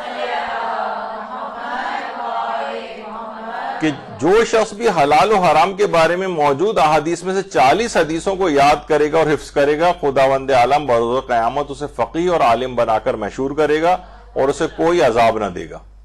یعنی 40 حدیثیں کم سے کم ایسی جو واجبات و حرام جو اس کے عمل سے متعلق ہوں، نہ صرف یہ کہ حفظ کرے بلکہ ان کے اوپر عامل بھی ہو جائے، تو وہ قیامت میں فقیہ کے طور پر اٹھایا جائے گا اور اسے کوئی عذاب نہیں دیا جائے گا. تو یہ حلال و حرام کے علم کی یہ اس قدر اہمیت ہے. اور اگر یہ جو افراد علم دین کی طرف اس لحاظ سے راغب نہیں تو یہ بھی حضرت امیر علیہ الصلوۃ والسلام نے بات ارشاد فرمائی ہے، اللہم صلی علی محمد و علی محمد. اگر وہ شخص علم حاصل نہیں کر رہا ہے، علم دین حاصل نہیں کر رہا ہے، تو گویا وہ اپنی ذلت کے اوپر کمر بستہ ہو گیا. یعنی جب خدا کسی بندے کو ذلیل کرتا ہے تو علم کا دروازہ اس پر بند کر دیتا ہے. یعنی وہ سمجھ جائے کہ اللہ مجھے ذلیل کرنا چاہتا ہے. یعنی یہ نہیں کہ تمہارا خود اپنا عمل ایسا ہے، لیکن کہا اس طرح سے گئی یہ بات، یعنی تمہیں پروردگار عالم سے توبہ کرنی چاہیے کہ ایسا کیا تمہارے ساتھ ہو گیا ہے کہ تم پر علم کے دروازے جو ہیں وہ بند ہو گئے ہیں، تم کوئی چیز حاصل نہیں کرتے، بس ایک بڑے شریف شہری کی طرح صبح کو گئے، بہت سے مرد حضرات کی بات کر رہا ہوں، اور جناب بس اپنا آفس سے گھر آ گئے، اس کے بعد ٹی وی دیکھا، کھانا کھایا، چہل قدمی کی، رشتہ داروں سے ملے، پھر سو گئے، اگلے دن پھر چلے گئے. پیٹ میں اس وجہ سے ڈال رہے ہیں اور پھر اس کو خالی کر رہے ہیں. خالی اس وجہ سے کر رہے ہیں کہ دوبارہ بھرنا اس وجہ سے کہ خالی کرنا ہے. بس اس طرح سے ایک پوری زندگی چل رہی ہے. اور اسی طریقے سے خواتین بھی. تو یعنی اس کا مطلب ہے کہ وہ اس کا کوئی معذاللہ ایک ذلت پروگرام اس کا چل پڑا ہے کہ یہ ایسا شخص کہ جس پہ علم کے دروازے بند ہو گئے، تو اس دروازے کو کھولنا چاہیے، توبہ اور استغفار کرنی چاہیے. اچھا اب دیکھیے ہمارے چھٹے امام نے ایک اور جملہ بھی ارشاد فرمائے، فرماتے ہیں کہ توریت میں یہ بات لکھی ہے کہ فرزند آدم اپنے آپ کو میری عبادت کے لیے فارغ کرو تو میں تمہارے دل کو تونگری سے معمور کر دوں گا اور تجھے تیری تلاش کے سپرد نہیں کروں گا۔ اچھا ایک بات اور کہہ دوں، بہت سی روایات میں بھی بات آئی ہے کہ وہ وقت جو آپ کو اللہ کے لیے نکالنا چاہیے، اب عبادات کے لیے، واجبات و حرام کا علم حاصل کرنے کے لیے، اگر تم نے علم یعنی اس کا صحیح مصرف میں اپنے وقت کا استعمال نہیں کیا تو لا محالہ اس کا نتیجہ یہ ہوگا کہ آپ کو اپنے وقت کو کسی حرام کام میں استعمال کرنا پڑ جائے گا۔ اگر آپ نے مثلا اپنے مال کا صحیح استعمال نہیں کیا، واجبات نہ نکالے، مستحبات میں خرچ نہیں کیا، تو لا محالہ ایسا ہوگا کہ وہ پیسہ پھر بھی آپ کے ہاتھ سے نکلے گا۔ مثلا ایسی بیماری میں مبتلا ہو جائیں گے، خدا نہ خواستہ کہ وہ پیسہ ڈاکٹروں اسپتالوں کی نظر ہو جائے گا، ایسے مقدمات میں پھنس جائیں گے کہ وہ پولیس کو رشوتیں دینا اور وکیلوں کو دینا اور عدالتوں کے چکر لگانے میں نکل جائے گا۔ بہت سارے معاشرے کے اندر افراد ایسے ہوتے ہیں، یعنی جو صلاحیت آپ کو اللہ نے دی ہے اس کو اگر اللہ کی راہ میں آپ نے استعمال نہیں کیا تو وہ لا محالہ اسی صلاحیت کو کسی حرام چیز میں استعمال کرنا پڑ جائے گا۔ تو یہاں پر امام فرماتے ہیں کہ توریت میں یہ بات لکھی ہے کہ فرزند آدم اپنے آپ کو میری عبادت کے لیے فارغ کرو تو میں تمہارے دل کو تونگری سے معمور کر دوں گا اور تمہیں تلاش کے سپرد نہیں کروں گا، تمہیں مارے نہیں پھرنا پڑے گا۔ پس مجھ پر لازم ہو جاتا ہے، اللہ کہتے ہیں کہ میں تیرے فاقوں کا سدباب کروں اور تیرے دل کو اپنے خوف سے بھر دوں، اور اگر تو نے اپنے آپ کو میری عبادت کے لیے فارغ نہیں کیا تو میں تیرے دل میں دنیاوی کاروبار کا انبار لگا دوں گا، یہ کام وہ کام، یہ کام وہ کام، تھنگس ٹو ڈو کے چارٹ بھرتے چلے جا رہے ہیں اور کام دنیا کے ختم نہیں ہو رہے، یہاں تک کہ ملک الموت سر پہ آ کے کھڑا ہو جائے گا۔ میں تیرے فاقوں کا سدباب کروں گا اور تجھے تیری تلاش کے حوالے کر دوں گا، جاؤ تلاش کرو، پیسہ کمانے کے لیے نکلو، معاشرے کے اندر پریشان گھومتے پھرو۔ یعنی اگر تم نے اپنے آپ کو میری عبادت کے لیے فارغ کرنے سے مراد فقط نماز وغیرہ نہیں ہے بلکہ کہ پروردگار عالم کے لیے اپنے وقت کو کچھ نہ کچھ نکالا جائے۔ یہی وجہ ہے کہ شہید مطہری فرماتے ہیں کہ روزانہ انسان کو کم سے کم 1 گھنٹہ تنہائی میں وقت نکالنا چاہیے اپنے اور خدا کے درمیان، راز و نیاز ہوں، اسی میں عبادت بھی ہو، اسی میں دعائیں بھی ہوں، اس میں اللہ سے انسان اپنے قربت میں اضافہ کرے۔ یہاں ہر وقت جو ہم مجمع لگا کے رہتے ہیں، بس ہر وقت لوگ ہوں، بند کمرہ بھی اگر ہے، نماز بھی پڑھ رہے ہیں تو کم سے کم ٹی وی کی آواز چلتے رہنی چاہیے، جبکہ یہ سب چیزیں بہت اس لحاظ سے یہ انسان کی توجہ کو بٹانے والی چیزیں ہوتی ہیں۔ تو اگر آپ نے یہ وقت علم دین میں نہیں لگایا تو یہ کہیں بیٹھ کے غیبتیں کرنے میں آپ لگائیں گی۔ جو مال دین پہ خرچ نہیں ہوا یا جن چیزوں کی شریعت نے حکم دیا ہے تو یہ لامحالہ کسی نہ کسی ایسی جگہوں پہ خرچ بہرحال اس پیسے کو ہونا ہے۔ تو کیا بہتر نہیں ہے اپنے وقت کو بہترین مصرف میں خرچ کیا جائے، اپنے مال کو بہترین مصرف میں خرچ کیا جائے، اپنی صلاحیتوں کو بہترین جگہوں کے اوپر لگایا جائے؟ کوئی شخص ہے یہاں پر ایسا نہیں ہوگا جس کے اندر کوئی ایک ایسی یونیک صلاحیت نہ ہو جو دوسروں سے اس کو ممتاز کرتی ہو۔ آپ اسی صلاحیت کو دیکھیں، میں اسلام کے لیے اس سے کیا کر سکتی ہوں۔ ہر شخص میں دیکھیے ورائٹی ہے، یہ نہیں کہ سارے عالم دین بن جائیں، سارے مبلغ بن جائیں، یہ ضروری نہیں ہے۔ ہر شخص اپنی صلاحیت کے مطابق بھی کام کر سکتا ہے۔ چھپی ہوئی صلاحیت، من عرف نفسہ فقد عرف ربہ کی ایک تفسیر یہ بھی کہ انسان ہر شخص دیکھے کہ جس نے اپنے نفس کو پہچان لیا اپنے رب کو پہچان لیا، یعنی اپنی صلاحیت جو ہے اس کو اللہ کی راہ میں استعمال کریں، اسی رستے کے اوپر چلتے ہوئے اللہ کو آپ پہچان لیں گے۔ تو یہ ساری چیزیں اس طرح کی ہیں۔ اچھا یہ دن اور رات بھی آپ سے کیا کہہ رہے ہیں؟ یہ بھی ہمارے چھٹے امام فرماتے ہیں کہ جب دن چڑھ جاتا ہے تو کہتا ہے فرزند آدم نیکی کے کاموں میں جلدی کرو، کیونکہ میں قیامت کے دن بارگاہ خداوندی میں گواہی دوں گا، اور جان لو کہ میں اس سے قبل تمہارے اختیار میں نہیں تھا اور اس کے بعد بھی تمہارے پاس نہیں رہوں گا۔ اسی طرح جب رات چھا جاتی ہے تو وہ بھی اسی طرح کا تقاضا کرتی، یعنی یہ دن روزانہ، یہ جو آج آپ کے پاس ہے یہ آئندہ کبھی آپ کے پاس نہیں آئے گا، یہ آج آ کر گزر جائے گا۔ اسی طرح کل کا جو روز ہے وہ اس کے بعد وہ پرسوں نہیں آئے گا۔ یہ زندگی کا ایک ایک لمحہ گزرتا جا رہا ہے۔ جب ہی کہا جاتا ہے نا کہ یہ تیر جو ہے یہ ہدف پر لگنے کے لیے چل پڑا ہے، یعنی ہماری خلقت ہو چکی ہے اور یہ اپنے ہدف موت کی طرف بڑھ رہا ہے۔ اب یہ جو تیر سمجھے ابھی ہوا میں جا رہا ہے ہدف پہ لگنے کے لیے، یہ جو ہم زندگی گزار رہے ہیں بس یہ وہ جو تیر سفر طے کر رہا ہے نا ہوا میں ہدف تک پہنچنے کی، بس یہ زمانہ ہم گزار رہے ہیں، یہاں تک کہ وہ جا کر لگے گا اور فرشتہ اجل آ جائے گا اور ہمیں اس دنیا سے جانا پڑے گا، اور یہ پورا سلسلہ نامہ اعمال کا ہمارا بند ہو جائے گا. تو یہ اتنا مختصر سا لمحہ ہے کہ تیر چل پڑا ہے اور جا کر اسے لگنا ہے, اور یہ درمیانی عرصہ صرف یہ راستہ طے کر رہا ہے, یہ بس یہ ہماری زندگی. اب سوچئے کہ کتنا کم وقت ہے, اس کے اندر ہم بیٹھے ساس بہو کے جھگڑے آپ جو ہیں وہ ڈیل کر رہی ہیں, اور نندوں اور ان کی برائیاں کر رہی ہیں, اور مرد حضرات جو ہیں وہ بیٹھے ہوئے ٹی وی دیکھ رہے ہیں, اور آج بیٹھ کے جو ہے وہ میچ رات تک بڑے آرام سے, میں اس پہ نہیں کہہ رہا اگر کوئی شخص دیکھنا چاہے, بہرحال جائز حلال چیزیں بھی ہیں, لیکن یہ کہ میں اس لحاظ سے کہہ رہا ہوں کہ اپنے وقت کو ضائع کرنے کے اعتبار سے. مثلا معلوم ہے کہ جناب وہ صاحب نے فائر کر دیا ہے, اور وہ جو ہے نا وہ میزائل بس یہاں کر لگنے والا ہے, اس دوران بیٹھ کے انسان ٹی وی وغیرہ دیکھے, آج دیکھیں میچ وغیرہ کیا بھی, تو مثلا وہ میزائل لگنے میں 6 گھنٹے باقی ہیں اور 4 گھنٹے میں میچ ختم ہو جائے گا. کبھی کرے گا وہ اپنا سدباب کرے گا, بھائی میزائل چل پڑا ہے, یہ لگنے والا ہے کسی بھی وقت. تو یہ اپنے وقت کو آپ کو ضائع نہیں کرنا ہے, یہ بہت اہم وقت ہے. اس کے بعد یہ کبھی آپ کے پاس نہیں آئے گا, جو دن گزر گئے وہ کبھی نہیں آئیں گے, جو آئندہ آنے والے دن ہیں وہ بھی اسی طریقے سے گزر جائیں گے. یہ دن و رات مسلسل کہہ رہے ہیں, اب جو اس میں حاصل کر لے وہ حاصل کر لے گا. انسان کو کہا جاتا ہے واقعتاً ایک ایسا غافل منصوبہ ساز ہے کہ اپنی ساری پلاننگ کرتا ہے, یہ 20 25 30 40 50 سال کی پلاننگ کرتا ہے, موت کو کبھی شامل نہیں کرتا. میرے اپنے ایک رشتہ دار تھے جن کا انتقال ہوا, میں اکثر کبھی کبھار ان کا ذکر کرتا ہوں.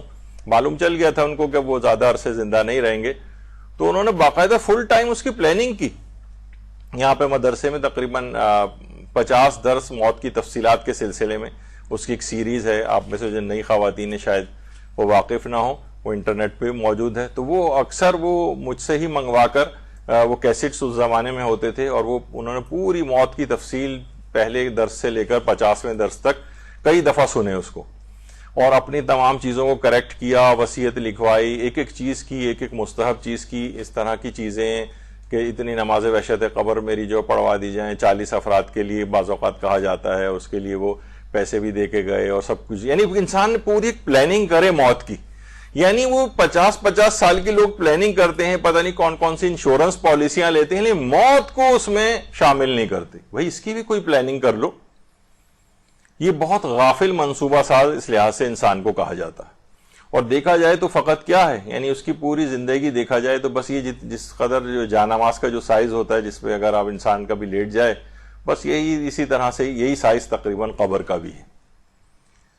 یعنی انسان فقط زمین سے اپنے قد کی لمبائی چوڑائی کے برابر ہی فائدہ اٹھا سکتا ہے, باقی 10,000 2,000 10,000 گز کے گھر بھی بنا لے.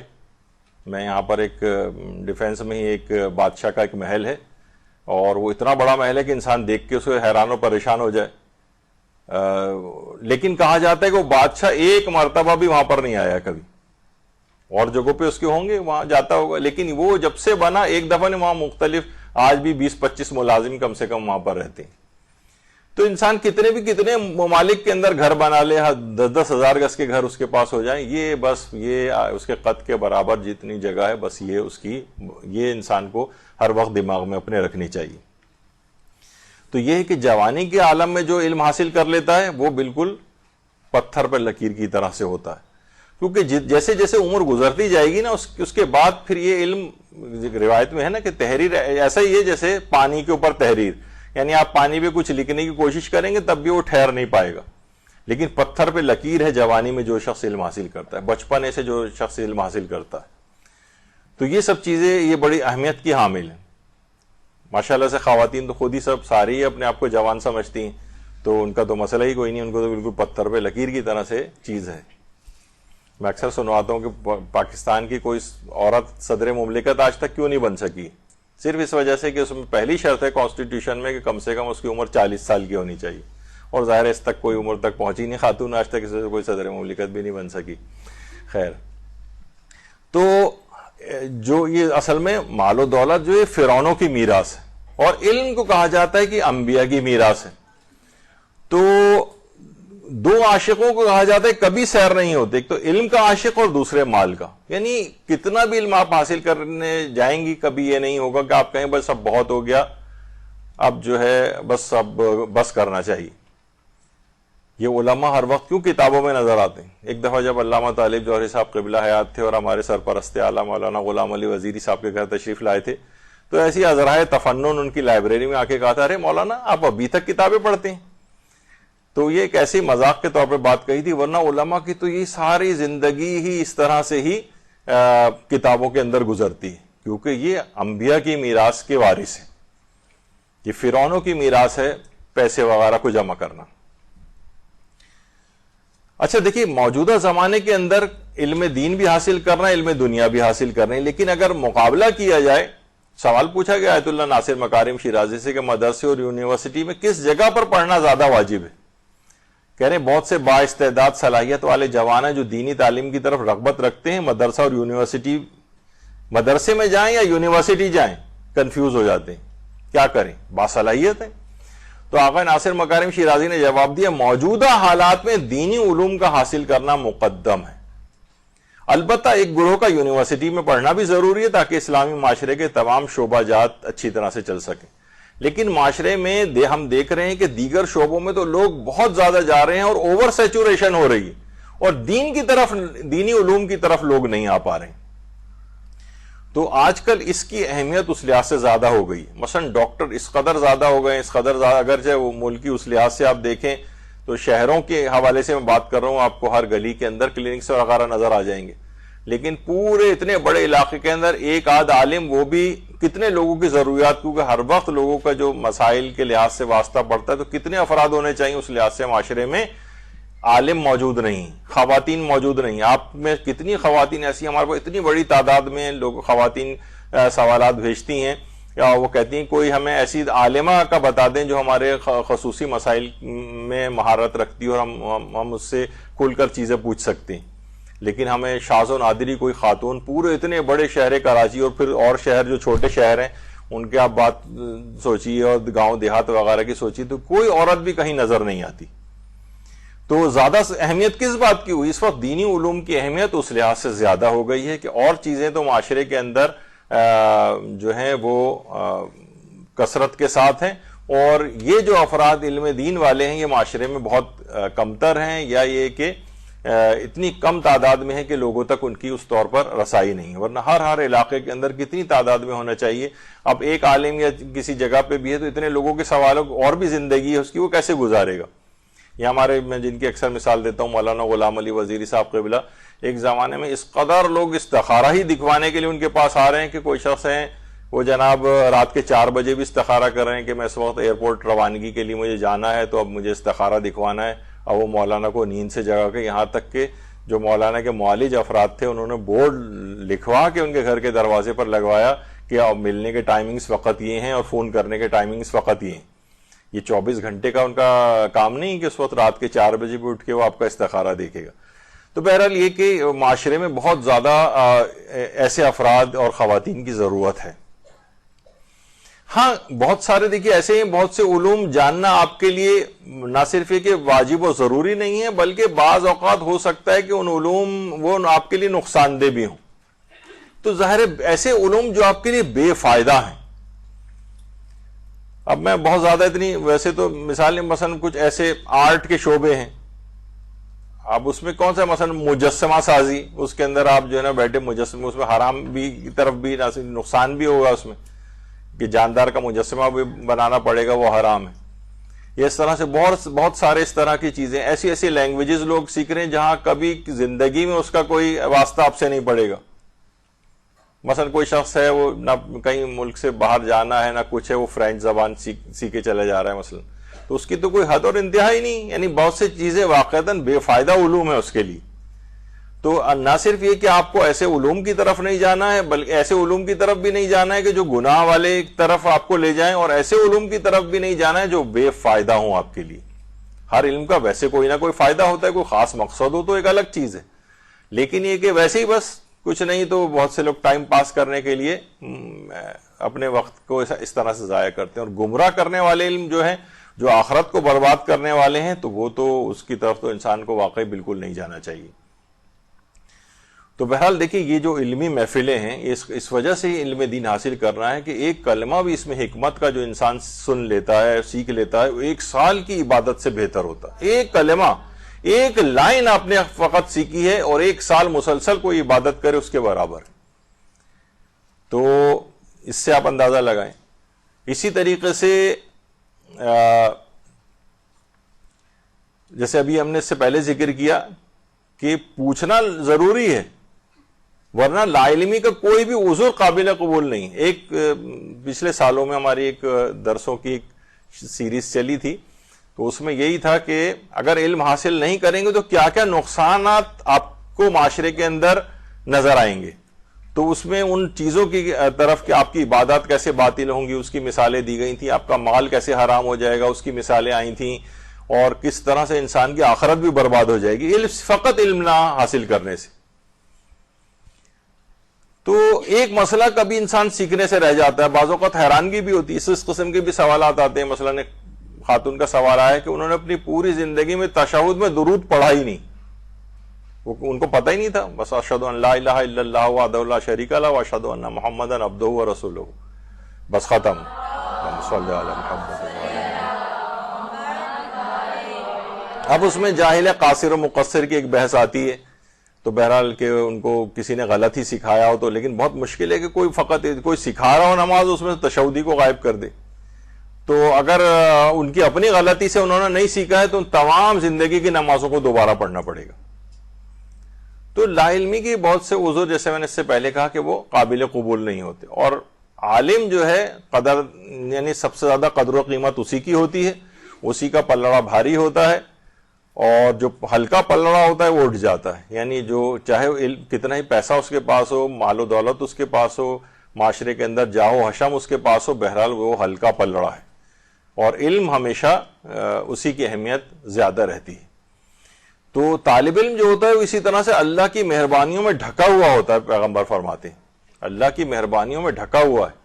اور یہ فقط مردوں کے حوالے سے بات نہیں ہے، یہ آپ کہیں کہ بھئی یہ تو صرف مرد ہیں جو کہ باقاعدہ عالموں سے امامہ پہن رہے ہیں تو ان کے لیے، بالکل آپ لوگوں کے لیے بھی اسی طرح سے ہی یہ تمام احادیث اور روایات آپ کے لیے بھی ہیں۔ تو اس کی بڑی اہمیت۔ آیت اللہ صافی گل پائگانی تو دینی طالب علموں کو کہ باقاعدہ ہاتھوں کو چوما کرتے تھے، ان کے ہاتھوں کے بوسے لیتے تھے، کہ اتنی بڑی 70,000 انبیاء کا احترام کا ثواب لیتے تھے، کہ دینی طالب علم کا احترام بھی کرنا ایسا ہے جیسے 70,000 انبیاء کا احترام کرنا۔ تو معاشرے کے اندر ہم دیکھتے ہیں کہ کتنے بے وقت اور بے قیمت ہوتے جا رہے ہیں۔ اس میں کچھ ظاہر ہے کہ زیادہ تر تو لوگوں کی عقل کے اوپر ماتم کیا جائے، لیکن بہرحال یہ کہ طالب علموں نے بھی اپنے آپ کو اپنی نگاہوں میں حقارت رکھ کے اپنے آپ کو بہت بے قیمت معاشرے کے اندر پیش کیا۔ تو بہرحال انسان کو چاہیے، اب دیکھیں آپ لوگ یہاں پر آ گئی ہیں نا، یعنی یہ سمجھے کہ نیکی کا ایک داعیہ پیدا ہوا۔ روایتوں میں آیا ہے کہ جب نیکی کا خیال دل میں آتا ہے تو گویا فرشتہ دل سے گزر گیا ہے، اور اگر مثلا کوئی گناہ کا خیال آتا ہے تو سمجھ جائے کہ کوئی شیطان کا گزر وہاں سے ہو گیا ہے۔ یعنی جس کے لیے نیکی کا دروازہ کھل جائے اسے چاہیے کہ فوراً اس سے فائدہ اٹھائے، نامعلوم کب یہ دروازہ بند ہو جائے۔ جب ہی کہا جاتا ہے کہ جیسے ہی آپ کے دل و دماغ میں خیال پیدا ہو کہ مجھے صدقہ دینا چاہیے، مثلا کسی بھی نیک کام، تو کر ڈالیے فوراً۔ یا آپ نے کہا کہ ابھی میں دیکھوں گی تو پھر اس کے بعد کل دے دوں گی، تو ابھی جیب پرس میں ہاتھ نہیں جا رہا، تو یقین جانیے 70 شیاطین یا 70,000 شیاطین ہاتھوں سے چمٹ جائیں گے اور آپ کو صدقہ نہیں دینے دیں گے۔ تو جیسے خیال آپ کے دماغ میں آیا کہ مجھے علم دین حاصل کرنا ہے، بس فوراً آپ اس کے لیے اقدام کہ نہیں مجھے لازمی علم دین حاصل کرنا چاہیے، اور فوراً آپ نے اقدام کیا، اور ماشاءاللہ آپ لوگ یہاں پر آج آ کر بیٹھ گئے۔ تو یہ کیا ہے کہ نیکی کا دروازہ آپ کے پاس کھولا اور آپ نے فوراً اس کا اقدام کر لیا اور علم دین کی راہ میں آئے۔ تو اللہ کو وہی نیکی سب سے زیادہ پسند آتی ہے، پیغمبر فرماتے ہیں کہ جس نیکی میں جلدی کی جاتی، یہ نہیں کہ ابھی اور کل اور پرسوں اور اس طرح سے کر کے ان چیزوں کو ٹالنا۔ اب دیکھیے جو کتابیں ہیں ان کو کہا جاتا ہے کہ علماء کا باغ ہے۔ اب آپ کا دل اس کے بعد پھر ٹی وی ڈراموں وغیرہ میں نہیں لگے گا، آپ کو کتاب پڑھنے کے اندر ایک لطف آئے گا۔ اس طرح انسان باغ میں جاتا ہے تو واقعی دل اس کا باغ گارڈن ہو جاتا ہے، اسی طریقے سے آپ کو اس کتاب کو پڑھنے میں بھی مزہ آئے گا، اور یہ آپ کی تنہائیوں کا بھی ساتھی۔ امام فرماتے تھے نا، اگر ایک آیت بھی میرے پاس قرآن کی موجود ہو تو مجھے تنہائی کی وحشت نہیں ہوگی، ایک آیت بھی میرے پاس کافی۔ امام خمینی جلا وطن تھے تو کتابیں بھی ساتھ رکھنے کی اجازت نہیں تھی، فقط 1-2 کتابیں، تو انہوں نے کہا تھا ٹھیک ہے مجھے ایک قرآن دے دیا جائے، صحیفہ کاملہ دے دی جائے، اور مفاتیح الجنان مجھے دے دیا جائے، بس میرے لیے کافی، ان 3 کتابیں بس میرے پاس یہ بھیجوا دیں۔ یہ عالم کی تنہائی کا ساتھی ہیں یہ کتابیں. دیکھیے ہر ایک اس لحاظ سے آپ کو ایک ہدایت بھی ہے کہ ہر خاتون کے پاس چاہے بہت ایک یا دو شیلف پر مشتمل ہی کتابوں کی کم سے کم ایک لائبریری ضرور ہونی چاہیے, ایک کلیکشن ہو, ایک کتابوں کی ایک اچھی جگہ ہو, صرف شوکیس میں سجانے کے لیے نہیں, پڑھنے کے لیے. ورنہ کتابوں کے قبرستانوں میں تو جو لائبریریز ہیں اس میں کتابوں کی کتابیں دفن ہیں. ایک چھوٹی سی لائبریری صحیح, بہت سے ایسے افراد ہوتے ہیں کہ اتنی کتابوں سے الرجی ہے. میں اپنے ایک رشتہ دار سے واقف ہوں, کہیں یہ سن نہ لیں کبھی میرا وہ درس, کہ جیسی وہ کتاب کھولتے ہیں ہمیشہ ان کو چھینکیں آنے لگتی ہیں, یعنی اتنی کتابوں سے الرجی. یہ تو خیر چلیں ایک بیماری کے لحاظ سے بھی ہو سکتی ہے, کسی کاغذ سے کسی کو الرجی ہو, لیکن کہ ادھر کتاب اٹھائی تو اس وجہ سے کتاب معاشرے کے اندر ہاتھوں میں بالکل نظر ہی نہیں آ رہی. اور لائبریری جانا یا لائبریری سے استفادہ کرنا تو معاشرے میں نظر ہی نہیں آتا. یہ دیکھیں چین کی ایک یونیورسٹی کی لائبریری کی قطاریں, کسی نے بالکل صحیح اس کے اوپر ایک تھا, وہ میں نے آپ لوگوں کو دکھانے کے لیے نکال لی تھی پوسٹ, کہ ہمارے معاشرے کے اندر اتنی لمبی قطاریں یہ جو ہے نا کسی دربار میں لنگر لوٹنے کے لیے ہوتی ہیں, سینما کا ٹکٹ لینے کے لیے ہمیں نظر آتی ہیں, یا جناب کوئی سیل کہیں لگی ہوتی ہے, یا کسی ہاؤسنگ اسکیم کا کوئی پلاٹ وغیرہ لینے کے لیے اتنی لمبی لائنیں ہم نے دیکھی. کبھی لائبریری کی کوئی لائن ہم نے نہیں دیکھی, کبھی لائبریری کی لائن نہیں دیکھی کسی. تو یہ بھی کسی نے بڑا اچھا کہا ہے کہ لائبریریاں ڈھونڈنے سے نہیں ملتی, ہوٹل پہ ہوٹل کھلتے جا رہے ہیں, اس لیے دماغ سکڑتے جا رہے ہیں اور پیٹ بڑھتے جا رہے ہیں سب کے. تو یہ معاشرے کے اندر ہو رہا ہے. کتابوں کی طرف رغبت ہی نہیں, آپ کو معاشرے کے اندر کہیں نظر ہی نہیں آتا کہ لوگ کتابیں پڑھ رہے ہوں. خواتین کوئی اس انداز سے کہیں کتابیں کہیں لیتی ہوئی نظر آ رہی ہوں. اور جہاں پر دیکھیں جو اس کے شوقین ہوتے ہیں, جو یا افراد کے گاؤں دیہات کے اندر بھی موبائل لائبریریاں, اونٹ کے اوپر کتابیں وہاں بٹھا کے بچوں کو اس انداز سے پڑھایا جا رہا ہے. کتنی جہاں پر سہولیات نہیں ہیں, اونٹوں پہ دیکھیں کتابوں کو لے جا کے, یعنی موبائل لائبریریاں جو اس لحاظ سے ہیں لوگوں نے اس لحاظ سے قائم کی ہوئی ہیں. دیکھیے ایک دفعہ یہی حکیم محمد سعید, اب تو شاید نئی طالبات ان سے واقف نہیں ہوں گی, علم دوست شخصیت تھے معاشرے میں, اور کراچی میں قتل کر دیا گیا تھا ان کو. تو ہمدرد کے جو تھے, اور ہمدرد یونیورسٹی کے چانسلر بھی تھے, خود انہوں نے کتنی یونیورسٹیاں وغیرہ بھی قائم کی تھی. تو حکیم محمد سعید نے ایک دفعہ ایک لائبریری قائم کی, اور اس میں ایک شاعر تھے انور شعور صاحب, ان کو افتتاح کے لیے بلایا. انور شعور نے دیکھا کہ ان کی کتابیں تو بہت زیادہ ہیں, کہا یہ اتنی کتابیں آپ کیسے جمع کر لیتے ہیں؟ تو انہوں نے کہا اس میں, حکیم سعید نے کہا اس میں میرا کوئی کمال نہیں ہے, یہ کمال ان افراد کا ہے جو کتاب بینی کے بڑے رسیہ ہوتے ہیں, مطالعے کے شوقین ہوتے ہیں. ان کے مرنے کے بعد ان کی ناخلف اولادیں ان تمام کتابوں کو جو ہے وہ کباڑیے کو بیچ دیتے ہیں. وہ کباڑیے جو ہیں ان کو لے کر جو ہے وہ فٹ پاتھوں کے اوپر وہ کتابیں آ جاتی ہیں, اور ان فٹ پاتھوں سے اٹھا کر میں آ کر لائبریری کے اندر لگا دیتا ہوں. میرا کوئی خاص کمال نہیں.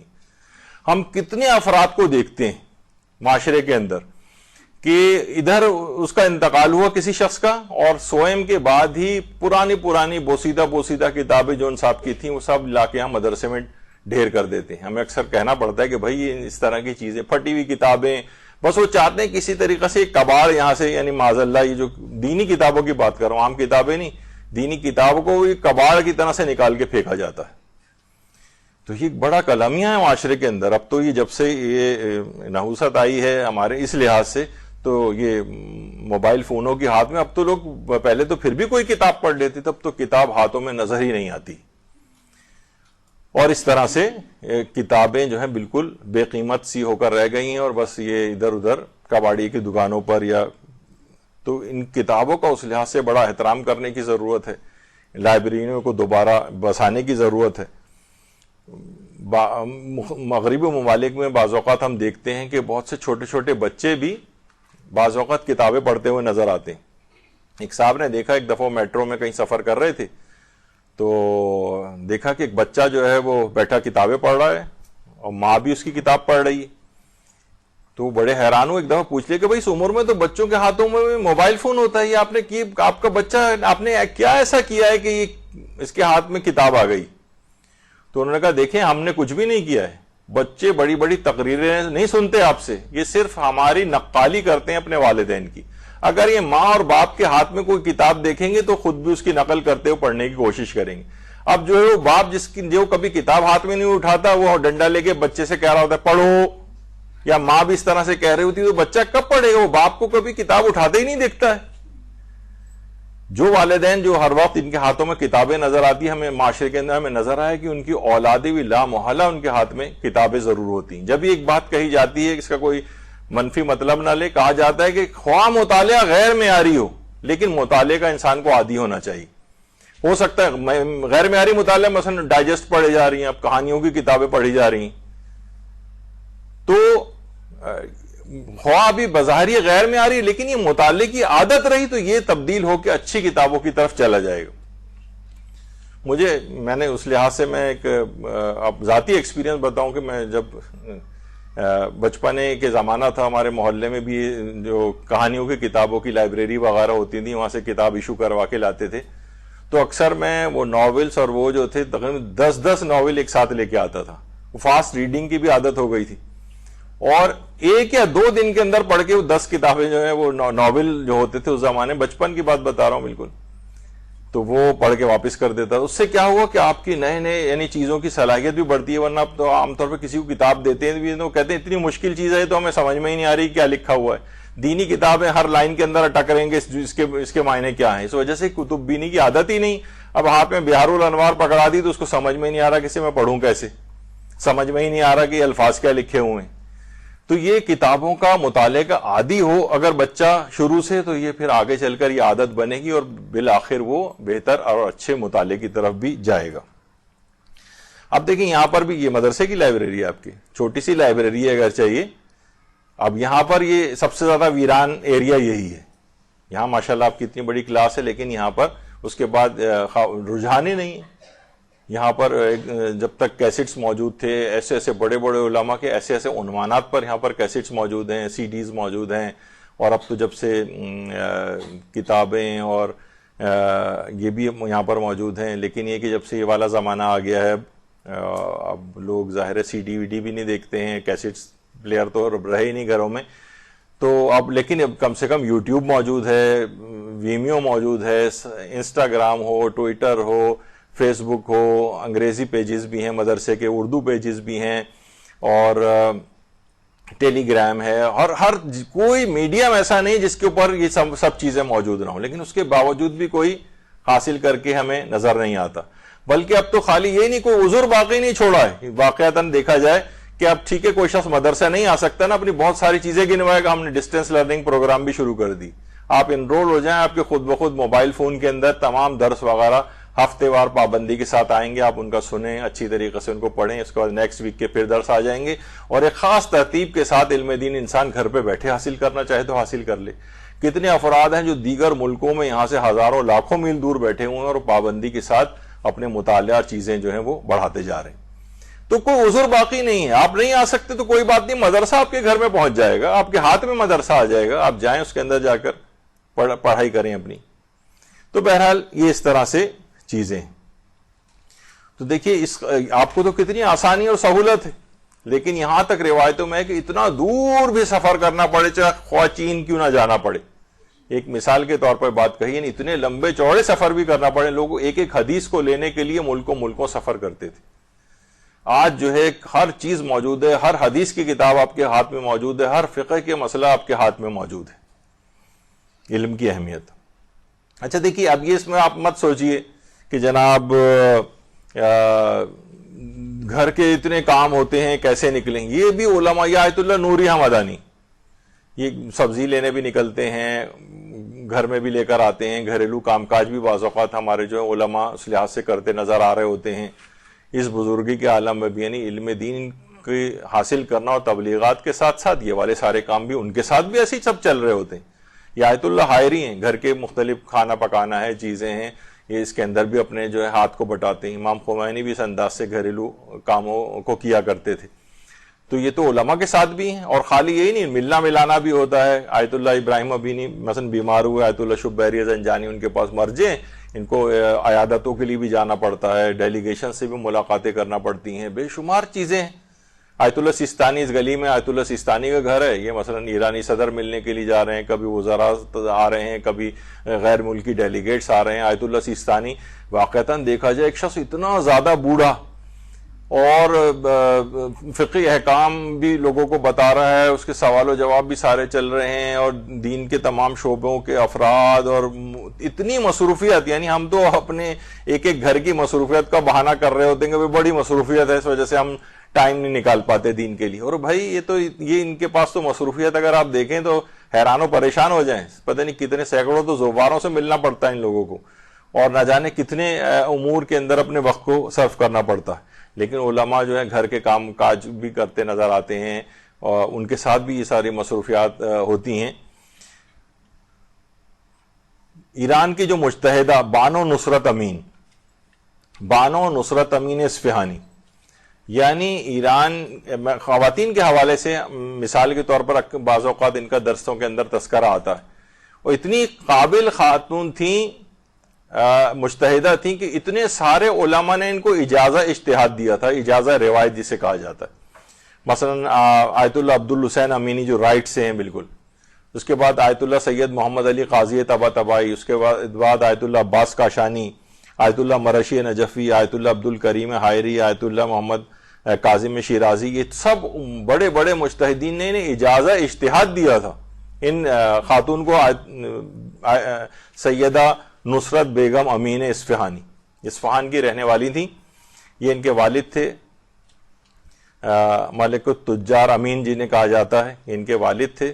اور یہ خاتون اس قدر صلاحیت حاصل، پہلے تو میں ایک بات اور بتا دوں ان کے متعلق، سوچ رہی ہوں گی آپ، میں نے اس سے پہلے بھی ایک دفعہ تذکرہ کیا تھا کہ یہ ان کے پاس اور کوئی کام نہیں ہوگا، ظاہر ہے دن و رات پڑھائی میں مصروف رہتی ہوں گی. 8 بچے تھے ان کے، 8، اور 8 میں سے 7 مختلف بیماریوں میں انتقال کر گئے تھے، اور صرف ایک بس بچہ ان کا باقی رہا. یعنی 7 اتنے پے در پے بچے پیدا ہوئے اور انتقال کر گئے، پیدا ہوئے اور انتقال کر گئے، لیکن اس کے باوجود علم دین کو انہوں نے نہیں چھوڑا، یہاں تک کہ اجتہاد کا درجہ حاصل کیا. تفسیر قرآن لکھی 15 والیوم میں، مخزن العرفان، بہترین ان کی تفسیر. اسی طریقے سے ان کی اربعین الہاشمیہ کے نام سے ایک کتاب ہے جو سیر و سلوک وغیرہ کے عرفانیات کے موضوع کے اوپر ہے، اور اسی طریقے سے ان کے بہت سارے اخلاقی جو ہے وہ کلمات ہیں. اور اصفہان میں بیگم نصرت امین اصفہانی کی یہ اس طرح سے قبر ہے. باقاعدہ ان کے اوپر کتابیں بھی لکھی گئی ہیں علماء نے ان کے حالات پر، اور یہ ان کا مقبرہ ہے اصفہان کے اندر. اور ایک خاص طریقے سے یہ مقبرہ جو ہے وہ بنایا گیا ہے، بالکل چادر کی شکل کا، جس طریقے سے ایک عورت چادر پہن کے جس طرح سے نظر آتی ہے، اس طرح سے ان کا یہ مقبرہ ہے. اور آیت اللہ حسین مظاہری نے ان کی نماز جنازہ پڑھائی تھی. بہت علمی لحاظ سے بہت بڑے مقام کے اوپر، اور ایک دینی مدرسہ بانو امین کے نام سے جو ہے وہ تہران کے اندر قائم بھی کیا گیا ہے. اللہم صلی علی محمد و آل محمد. تو کیا ہوا کہ اپنے وقت کو لگایا، اپنے وقت کو ضائع نہیں کیا، اور وہی عمر پائی جس طریقے سے ایران کی کہ ایوریج عورت کی جو جس لحاظ سے عمر ہوتی ہے، اور بھرپور طریقے سے اجتہاد کا درجہ تک حاصل کیا بانو امین اصفہانی نے. یہاں تک کہ بڑے بڑے علماء اور مراجع بھی بہت سے خواتین کے مسائل کے سلسلے میں ان سے رجوع فرماتے تھے. تو درس قرآن وغیرہ بھی دیا کرتی تھیں. اور آج بھی ایران کے اندر اگر آپ دیکھیں مختلف جو ائمہ کے روضے ہیں، یا یہ معصوم قم کا روضہ آپ کے سامنے یہاں پر، سلام اللہ علیہ، اللہم صلی علی محمد و آل محمد.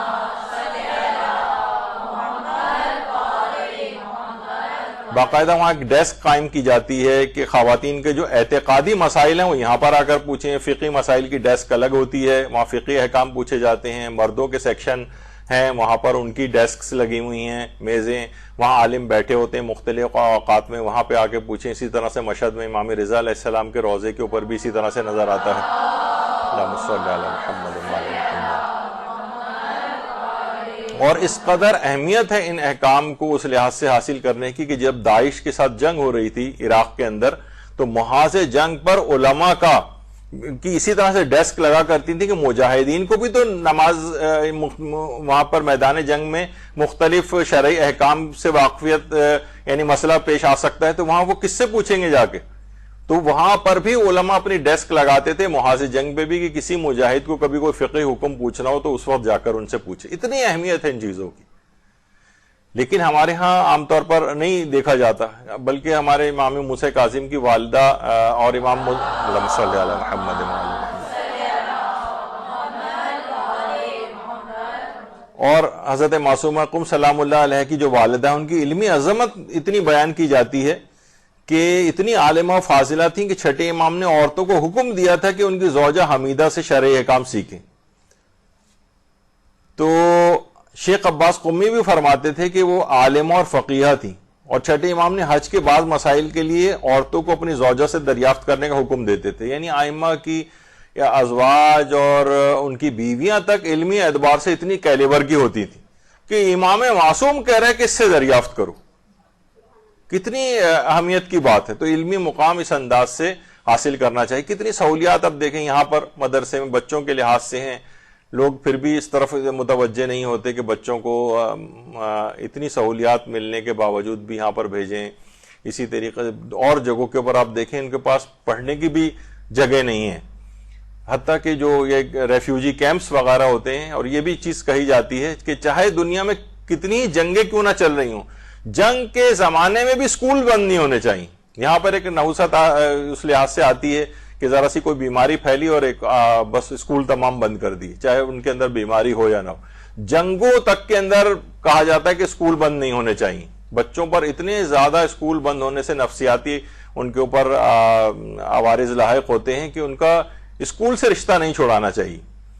تو بہرحال لوگوں کے پاس نہیں ہے، لیکن اس کے باوجود بھی آپ دیکھیں کہ نہ ان کے پاس کوئی جگہ ہے نہ کچھ ہے، تاکہ پہاڑی دروں تک کے اندر وہاں پہ بیٹھ کے بھی جو ہے نا اتنے ان کے پاس وسائل نہیں ہیں، لیکن پھر بھی اسکول چلائے جاتے ہیں۔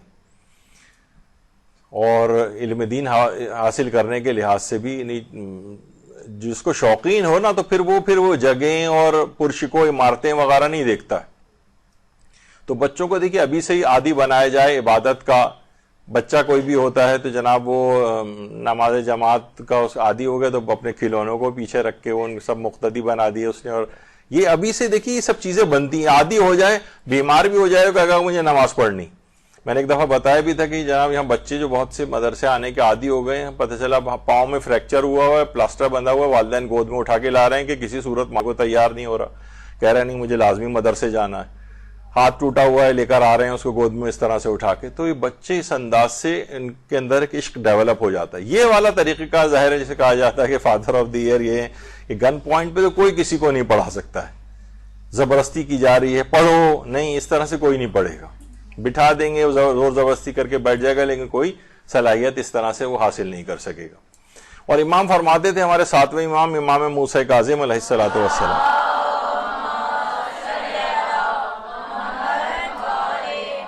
فرماتے ہیں اگر میں شیعہ جوانوں میں سے کسی جوان کو دیکھوں کہ علم فقہ حاصل نہیں کر رہا ہے تو میں اسے تلوار سے ماروں، تلوار سے ضرب لگاؤں۔ بہت سے لوگ ہم نے کبھی اس کی پوسٹ لگائی ایک دفعہ، تو لوگوں نے بہت اعتراض کیا کہ نہیں یہ کہاں سے آپ لے کر آئے ہیں اور کون سی حدیث ہے۔ تو یہ کتاب علم و حکمت جو ہے آیت اللہ رے شاہری کی جو ہے اس کی جلد نمبر 2 صفحہ 1401 میں یہ حدیث جو ہے وہ موجود ہے، اس کا اردو ترجمہ بھی میزان حکمت میں، کہ اگر میں شیعہ جوانوں میں سے کسی جوان کو دیکھوں کہ وہ علم فقہ حاصل نہیں کر رہا ہے تو میں اس تلوار سے اس کو ضرب لگاؤں۔ بحار الانوار کی بھی 78ویں جلد کے اندر، یعنی امام اس کی مذمت کرنا چاہ رہے ہیں۔ یہ نہیں کہ بس وہ نئی علم فقہ نہیں حاصل کر رہا تو فوراً اسے قتل کر دیں، مقصد ہے کہ مذمت بیان کی جا رہی ہے اس چیز کی کہ اس قدر ہے کہ یعنی تم قابل سزا ہو، تم سزا کے قابل ہو کہ تم اس کے باوجود علم دین حاصل نہیں کر رہے ہو، جو خدا نے واجبات اور حرام کی پابندیاں تمہارے اوپر لگائی ہیں تم اس کے باوجود حاصل نہیں کر رہے، اتنی تب سب چیزیں مل بھی رہی ہیں آپ کی۔ تو بہرحال علم کے ساتھ ساتھ آپ کو اس لحاظ سے عمل کرنے کی بھی ضرورت ہے۔ کہا جاتا ہے نا کہ بہترین انسان عمل سے پہچانا جاتا ہے، ورنہ اچھی باتیں تو دیواروں پہ بھی لکھی ہوئی مل جاتی ہیں آپ کو۔ اصل تو چیز یہ کہ آپ کے عمل سے اس کا اظہار ہونا چاہیے۔ تو بہرحال عالم کے لیے کہا جاتا ہے عمل بہتر ہے، جاہل کے لیے علم بہتر ہے۔ جاہل دیکھیے بغیر علم حاصل کر کے عمل کرے گا تو وہی ابھی میں نے کہا کہ وہ بیچارہ اپنی ساری نمازیں دوبارہ پڑھے گا، کیونکہ باطل نمازیں پڑھے گا، وہ اس کو پتہ ہی نہیں کہ وضو کیسے کرنا ہے تو نماز کیسے پڑھنی ہے وغیرہ۔ لیکن علم حاصل ہو جائے، اب یہ کہ علم حاصل ہونے کے باوجود بس صرف علم حاصل کر رہے ہیں اور عمل نہیں کر رہے، نہیں، عالم کے لیے عمل بہتر ہے اور جاہل کے لیے علم بہتر ہے۔ اور کہا جاتا ہے کہ حضرت عیسیٰ نبی خدا فرماتے تھے کہ جس چیز کو تم جانتے ہو جب تک تم اس پر عمل نہیں کرو گے تمہارے لیے مفید نہیں ہوگا. یعنی جو بھی یہاں پر آپ مدرسے آئیں اور جو بھی اپنے پوائنٹس نوٹ کر کے لے جائیں, گھر پہ جا کر دیکھیں اس میں کون سی باتیں یہ عمل کرنے کے لحاظ سے ہیں مجھے, اس پہ فوراً عمل شروع کر دیں. جب تک عمل نہیں کریں گی مفید ثابت نہیں ہوگا. کاپیوں میں لکھا رہ جائے گا, کتابیں پہلے سے بھری پڑی ہیں اس قسم کی باتوں سے, لیکن ان کا کوئی نتیجہ برآمد نہیں ہوگا جب تک کہ ان چیزوں پر عمل نہ ہو جائے. تو نفع بخش علم, جب بھی روایات میں یہ بات آئی ہے, اللہ سے ایسا علم مانگو جو تمہیں نفع دے, ایسے علم سے خدا کی پناہ مانگو جو فائدے مند نہ ہو. ایسا نہ ہو کہ ایسے چیزوں سے, یعنی بس کیا ہے کہ جب بس مجھے BA کرنا ہے تو بس مجھے MA کرنا ہے, یعنی بے فائدہ دیکھا جائے وہ بعد میں. ابھی آپ امتحان دے کر فارغ بھی ہوئے ہیں, یعنی ہم نے ایسے بھی یقین جانیے کہ پوزیشن ہولڈر جو ہیں دیکھیں گے جب ان سے پوچھا گیا کہ کون سے سبجیکٹس کا امتحان آپ نے دیا ہے تو وہ ان سبجیکٹ سے نام تک نہیں بتا سکے, اٹک گئے. ایک دو کے بعد انہیں یاد ہی نہیں آ رہا کہ کون سے سبجیکٹس کا امتحان دیا تھا, اور کسی طریقے سے سفارش وغیرہ لگا کے پوزیشن تک لے لی تھی. تو بے فائدہ علم کا کوئی فائدہ نہیں, یعنی اس کا کوئی علم بے فائدہ ہے آپ کے لیے, اس کا آگے چل کے بھی کوئی فائدہ آپ کو نہیں ملے گا. ہاں, علم کے ساتھ کم عمل بھی زیادہ ہے اور علم کے بغیر زیادہ عمل بھی کم ہے. یعنی یہ کہ بہرحال انسان علم تو حاصل کرنا بالکل لازمی ہے, اور اس کے ساتھ ساتھ عمل بھی ضروری ہے. تو علم کے ساتھ اپنے عمل کو بھی بڑھانا ہے. اور جب بھی کہا جاتا ہے علم اور عمل کی مثال وہ چراغ سے دی جاتی ہے نا, کہ جب چراغ کو آپ لے کے چلیں گے, جتنا آپ آگے لے کے چلیں گے, قدم بڑھائیں گے, اتنی روشنی ہوگی, جہاں رک جائیں گے وہاں روشنی بھی رک جائے گی. تو ہم یہ دیکھتے ہیں کہ اگر عمل آگے نہیں ہے, چراغ کو لے کے ایک جگہ پہ آپ کھڑے رہیں اور اس کے ساتھ عمل یعنی چلنا نہ ہو, تب تک وہ روشنی آگے نہیں بڑھے گی. تو وہی والی مثال یہاں پر بھی آتی ہے. اور عالم وہی ہے کہ جو کہ علم کے مطابق عمل کرے, اور عمل کوئی ہمارا درست ہو نہیں سکتا جب تک کہ ہمارے پاس صحیح طور پر علم نہ ہو. اچھا, اب یہ علم بعض اوقات صرف زبان تک نہ رہ جائے, یہ آپ کے اعضاء و جوارح سے ظاہر ہونا چاہیے, نیکی آپ کی نظر آنا چاہیے. لوگ کہیں ہاں واقعی دیکھیں پہلے مدرسے نہیں جاتی تھی تو اس طرح کی تھی, اب اس مدرسے جانے سے کتنا فرق پڑ گیا اس کے اوپر. مجالس بھی ہماری ایسی ہونا چاہیے کہ لوگوں کے اندر ایک تبدیلی نظر آئے. ایک عالم نے بہت اچھا کچھ عرصے پہلے کہا نا, لوگ 40-50 سال تک جو ہے وہ مجلسیں سنتے رہتے ہیں بے شمار, اور اس کے بعد بھی یعنی کوئی تبدیلی نظر نہیں آ رہی. یہ کیا آخر ایسی چیز ہو گئی؟ تو عمل میں بہتری نظر آنی چاہیے, علم کے ساتھ ساتھ خدا سے قریب ہوتا نظر آنا چاہیے کہ ہاں جناب ہم خدا سے قریب ہو رہے ہیں, آگے بڑھ رہے ہیں ہم. تو اہل علم اسی وقت کہا جائے گا آپ کو. دیکھیے, علم کو کہا جاتا ہے کہ علم عمل کو ہمیشہ آوازیں لگاتا ہے. علم عمل کو آوازیں لگاتا ہے. یہ بھی بڑی اچھی کسی نے بات کہی ہے کہ دنیا کا اگر آپ یہ سمجھتے ہیں کہ آپ کے پاس دنیا کا بہترین مذہب ہے اور سب سے صحیح عقیدہ آپ کے پاس ہے, تو پھر آپ کو بہترین عمل کر کے بھی دکھانا چاہیے. یہ آپ کی ذمہ داری ہے. اگر آپ بہترین عمل دکھانے میں ناکام ہیں تو اپنے عقیدے کا پرچار کرنا چھوڑ دیں, کیونکہ جو عقیدہ آپ کو نہیں بدل سکیا وہ کسی دوسرے کو کیا بدلے گا. آپ نے خود ہی اپنے آپ کو تبدیل نہیں کیا ہے. تو ہمیشہ اپنے ذات سے اس کی ابتدا کریں. ہمیشہ ہم کیا کرتے ہیں, طالب علم کیا کرتا ہے, طالب علم سے پوچھیں کہ تم کیوں علم حاصل کرو, کہے گا کہ میں لوگوں معاشرے کی میں تبلیغ کروں گا, میں معاشرے کو سدھاروں گا. یعنی اس کا مطلب یہ, ایک عالم کا جملہ بڑا اچھا ہے, اس کا مطلب ہے شروع ہی سے اس نے مقتدی اور رہنما بننے کی ٹھان لی. وہ بھائی آپ کو پہلے اپنے آپ کو ٹھیک کرنا ہے. آپ اسے ہی کہنا چاہیے تاکہ میں اپنے نفس کی اصلاح کر سکوں, اپنے آپ کو بہتر کر سکوں. اس سے پوچھ بھی رہے ہیں تو یہ ڈائریکٹ کیا کرتا ہے, چھلانگ لگا کے معاشرے پہ پہنچ جائے, مجھے دوسروں کی اصلاح کرنی. تو بہرحال یہ کہ انسان پہلے اپنی اصلاح کرے پھر دوسروں کی کرے, پھر ورنہ پتہ چلا عقیدے کی اپنی پرچار کر رہا ہے, عمل ساتھ میں نہیں ہے. جو عقیدہ تم کو بدل نہیں سکا وہ دوسروں کو کیا بدلے گا. تو بہرحال آخرت کو تباہ کرنے والے علوم سے بھی انسان اپنے آپ کو جو ہے وہ بچانا چاہیے. اچھا, اب بہت ساری چیزیں عمل کے اعتبار سے, بہت ساری چیزیں ایسی ہیں کہ حجاب آپ کو بہت اچھا یہاں پر کرنا ہے. اور تقریباً سارے مراجع نے کہا کہ عورت کے لیے بہترین حجاب وہ سیاہ رنگ کی چادر ہے. اور بھی ظاہر ہے یہ کوئی یونیفارم نہیں ہے، لیکن بہرحال سب سے اچھا اور مناسب جو اس کے لیے حجاب ہے عورتوں کے لیے وہ سیاہ چادر کو تمام علماء نے قرار دیا ہے. امام خمینی کی تینوں بیٹیاں امام خمینی کی، ان میں سے اکثر پی ایچ ڈی تک دنیاوی لحاظ سے انہوں نے کیا ہوا ہے اور مکمل حجاب اسلامی میں. زہرا مصطفی، فریدہ مصطفی، صدیقہ مصطفی، امام خمینی کی تینوں بیٹیاں. اور اس کے باوجود یعنی پردے اور حجاب کے حوالے سے کہوں، یہ خاتون وہ ہے کہ جس نے عراق میں جنگ میں اپنے 8 بیٹوں کو کھویا ہے. 8 بیٹے اس کے شہید ہوئے ہیں. ان کی تصویریں دیکھ دیکھ کے یہ خاتون روتی ہے اور عمر کے اس حصے کے اندر ہے کہ اس پہ شاید حجاب بھی ساقط ہو، لیکن اس کے باوجود اتنا زبردست حجاب. آپ دیکھتے ہیں فلسطین وغیرہ کے اندر بھی جب بمباری ہوتی ہے، عورتیں ادھر سے ادھر بھاگ رہی ہوتی ہیں، کسی ایک کے حجاب کے اندر آپ کو جو باحجاب خواتین ہیں حجاب میں کوئی کمی نظر نہیں آتی. تو حجاب آپ کو اپنا بہترین کرنا ہے. اور اس لحاظ سے بھی گھروں میں دیکھیے وہ چیز ہے نا کہ گھر والوں کو بھی ساتھ ساتھ تبدیل کرنا ہے. آپ ایک دفعہ معاشرے کے اندر تبدیل ہو گئے، اب گھر میں آہستہ آہستہ اس کی بنیاد رکھی جائے گی. جلد بازی نہ کریں، لیکن گھر والوں کو بھی اپنے ساتھ. آیت اللہ جواد خامنئی جو آیت اللہ خامنئی کے والد گرامی ہیں، ان کے ساتھ ان کی تصویر، یعنی باپ بھی مجتہد، بیٹا بھی مجتہد، ماں ان کی والدہ گرامی جو تھیں رہبر معظم کی، یعنی ابتدائی جو کتابیں تھیں خود فرماتے ہیں کہ یہ جو عربی گرامر وغیرہ کی ہیں ہدایہ اور سمدیہ وغیرہ، یہ ان کی والدہ نے ان کو گھر میں پڑھائی تھی. یعنی علوم میں گھر سے ہی ماں بھی اس طرح کی. پھر ان کے 4 بیٹے 4 عالم دین، رہبر معظم کے 4 بیٹے. آیت اللہ سیستانی کے دادا، یعنی وہاں سے اگر آپ لیں ان کے دادا سے، یہ خود قاضی القضات تھے، یہ آیت اللہ سیستانی کے دادا ہیں. اس کے بعد آیت اللہ سیستانی کے والد باقر سیستانی، یہ خود مجتہد. اور یہ ان کے بھائی ہیں آیت اللہ سیستانی کے محمود سیستانی، جن کا 30-31 سال پہلے خیر انتقال ہو چکا، یعنی بھائی بھی ایسے ہی. اس کے بعد یہ آیت اللہ سیستانی کے بیٹے خود دونوں مجتہد ہیں، اور آگے چل کر امکانات بھی ہیں رضا سیستانی کے، خاص طور پر جو سیدھے ہاتھ پر ہیں، کہ یہ تقلید وغیرہ بھی امکانات ہیں. لوگ ابھی سے بھاپنا شروع ہو گئے کہ یہ بھی آگے چل کر اسی طرح سے اجتہاد اور شاید عالمیت کی لائن میں جائیں، امکانات ہیں.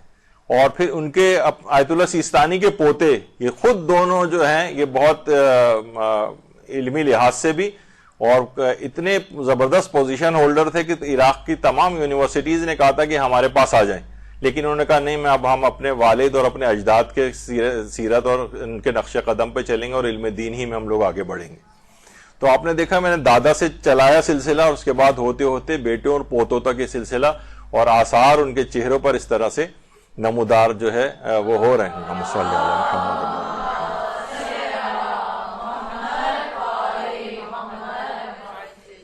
آیت اللہ زگزکی، یعنی عمل کے اعتبار سے اس کو پھر عمل کر کے بھی دکھا رہے ہیں. نائجیریا میں انہوں نے بھی اپنے سارے شہادتیں پیش کی، اپنے بیٹے شاید ایک آدھی کوئی ان کا باقی بچا ہے، اولادوں میں سے شاید ایک بیٹی باقی بچی، باقی سب جو ہے وہ اس لحاظ سے شہید ہو چکے ہیں.